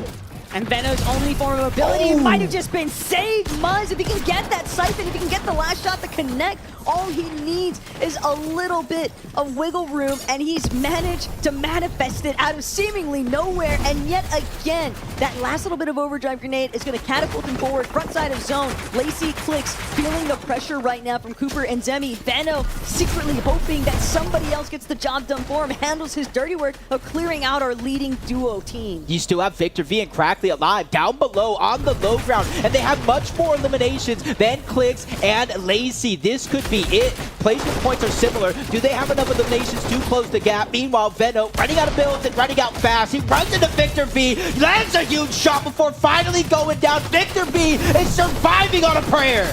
But Crackly might be able to pick up some of the slack that's been unfolding underneath. Cooper and Zemi still doing what they can. Coop now getting very much more involved, but Crackly and Victor V, Vic, he needs a siphon. They have to connect with their next shot. He has to get some form of white HP kickstarting any second now. Otherwise, Cooper and Zemi, they might just be able to take this one. And there's a few teams stomping around up above where they're actually at. But Cooper, see them up above, not wanting to drop down. Too big of a risk, too soon. See the zone not closing just yet. 2 more to go before that one becomes a possibility. And that's where you see Victor V and Crackly lurking around, hiding as much of the audio visuals as possible. But eventually that's going to come to a test as Curve is on the other side of that wall. Victor V goes down again as Crackly starts to feel the pressure. Clix and Lacy are starting to get busy. Down on the Muda. That one gets cleaned up. Crackly still fighting tooth and nail. And he lands a big shot on the Curve before eventually going down. It's just not enough, but for Clix and Lacy, this was everything.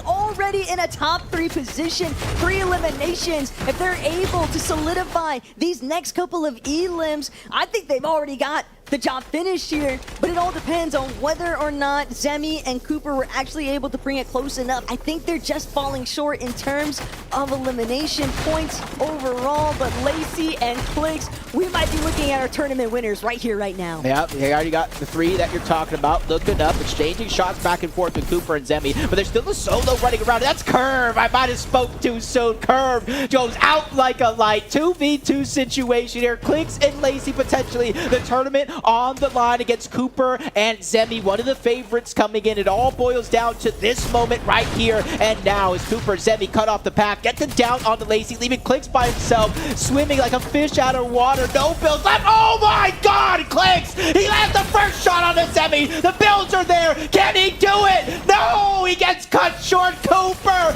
ends a magnificent run from Clix and Lacy to take Game 7. But what a run at the very end of it. Clix and Lacy really gave Cooper and Zemi a run for their money. 8 eliminations in total, though, for Cooper and Zemi. We saw the slightest margin being brought to light, and whether or not that was actually going to be enough, Clix and Lacy, Cooper and Zemi, the fact that they were able to repeat with the back-to-back victory royales in lobby 6 and 7 is just a ridiculous accomplishment. You've really got to give them credit where credit is due.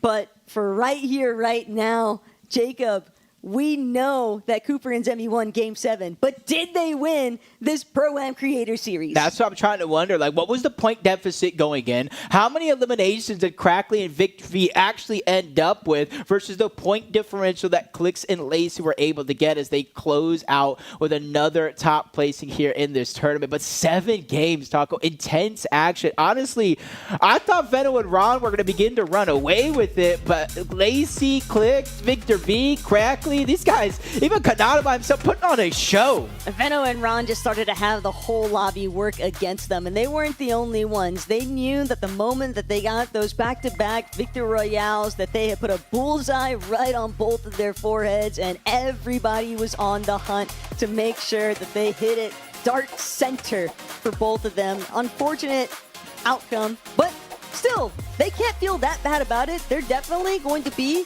in the threshold of some solid prizing. And not only that, but they netted an extra 2K on top of their winnings here today just from getting those back-to-back Victory Royales. Yeah, much and well deserved as well. A lot of people, you know, thought they were one of the favorites coming in.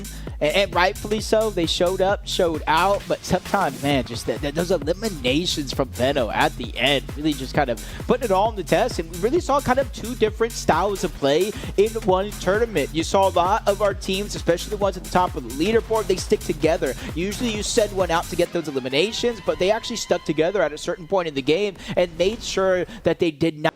Everybody, give it up for your Pro-Am Creator Series Dallas champions, Clix and Lacy! Couldn't do it there. You did it here today though, Lacy. We did it! We did it, man. Clix, it's emotional, man. It's emotional. He's worked hard for this. He's worked hard for this. You already bigged him up and talked about how well he's played, man.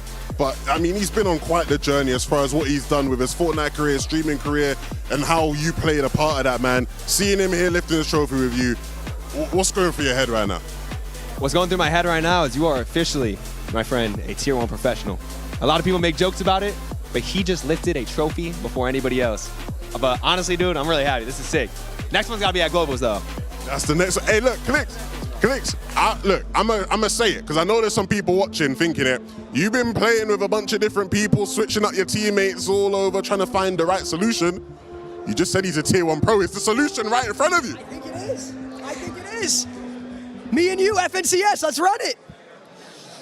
I already got to do it, I'm not gonna lie. Hey, next Pro-Am though, next Pro-Am I'm locked.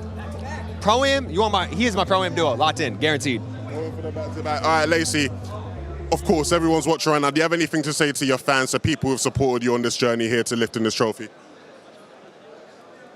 Thank you guys for all the continued support. This is my dream. It's my dream right here, lifting up this trophy. And everybody said that I wasn't a pro. Everybody said Clix wasn't going to win. They said they counted us out. It was hated on us. And look who's standing here now. The champs. The champs. Clix, same thing to you. Is there anything you want to say to the people out there? Man, I've been failing for 8 years, but every single time I've gotten back up.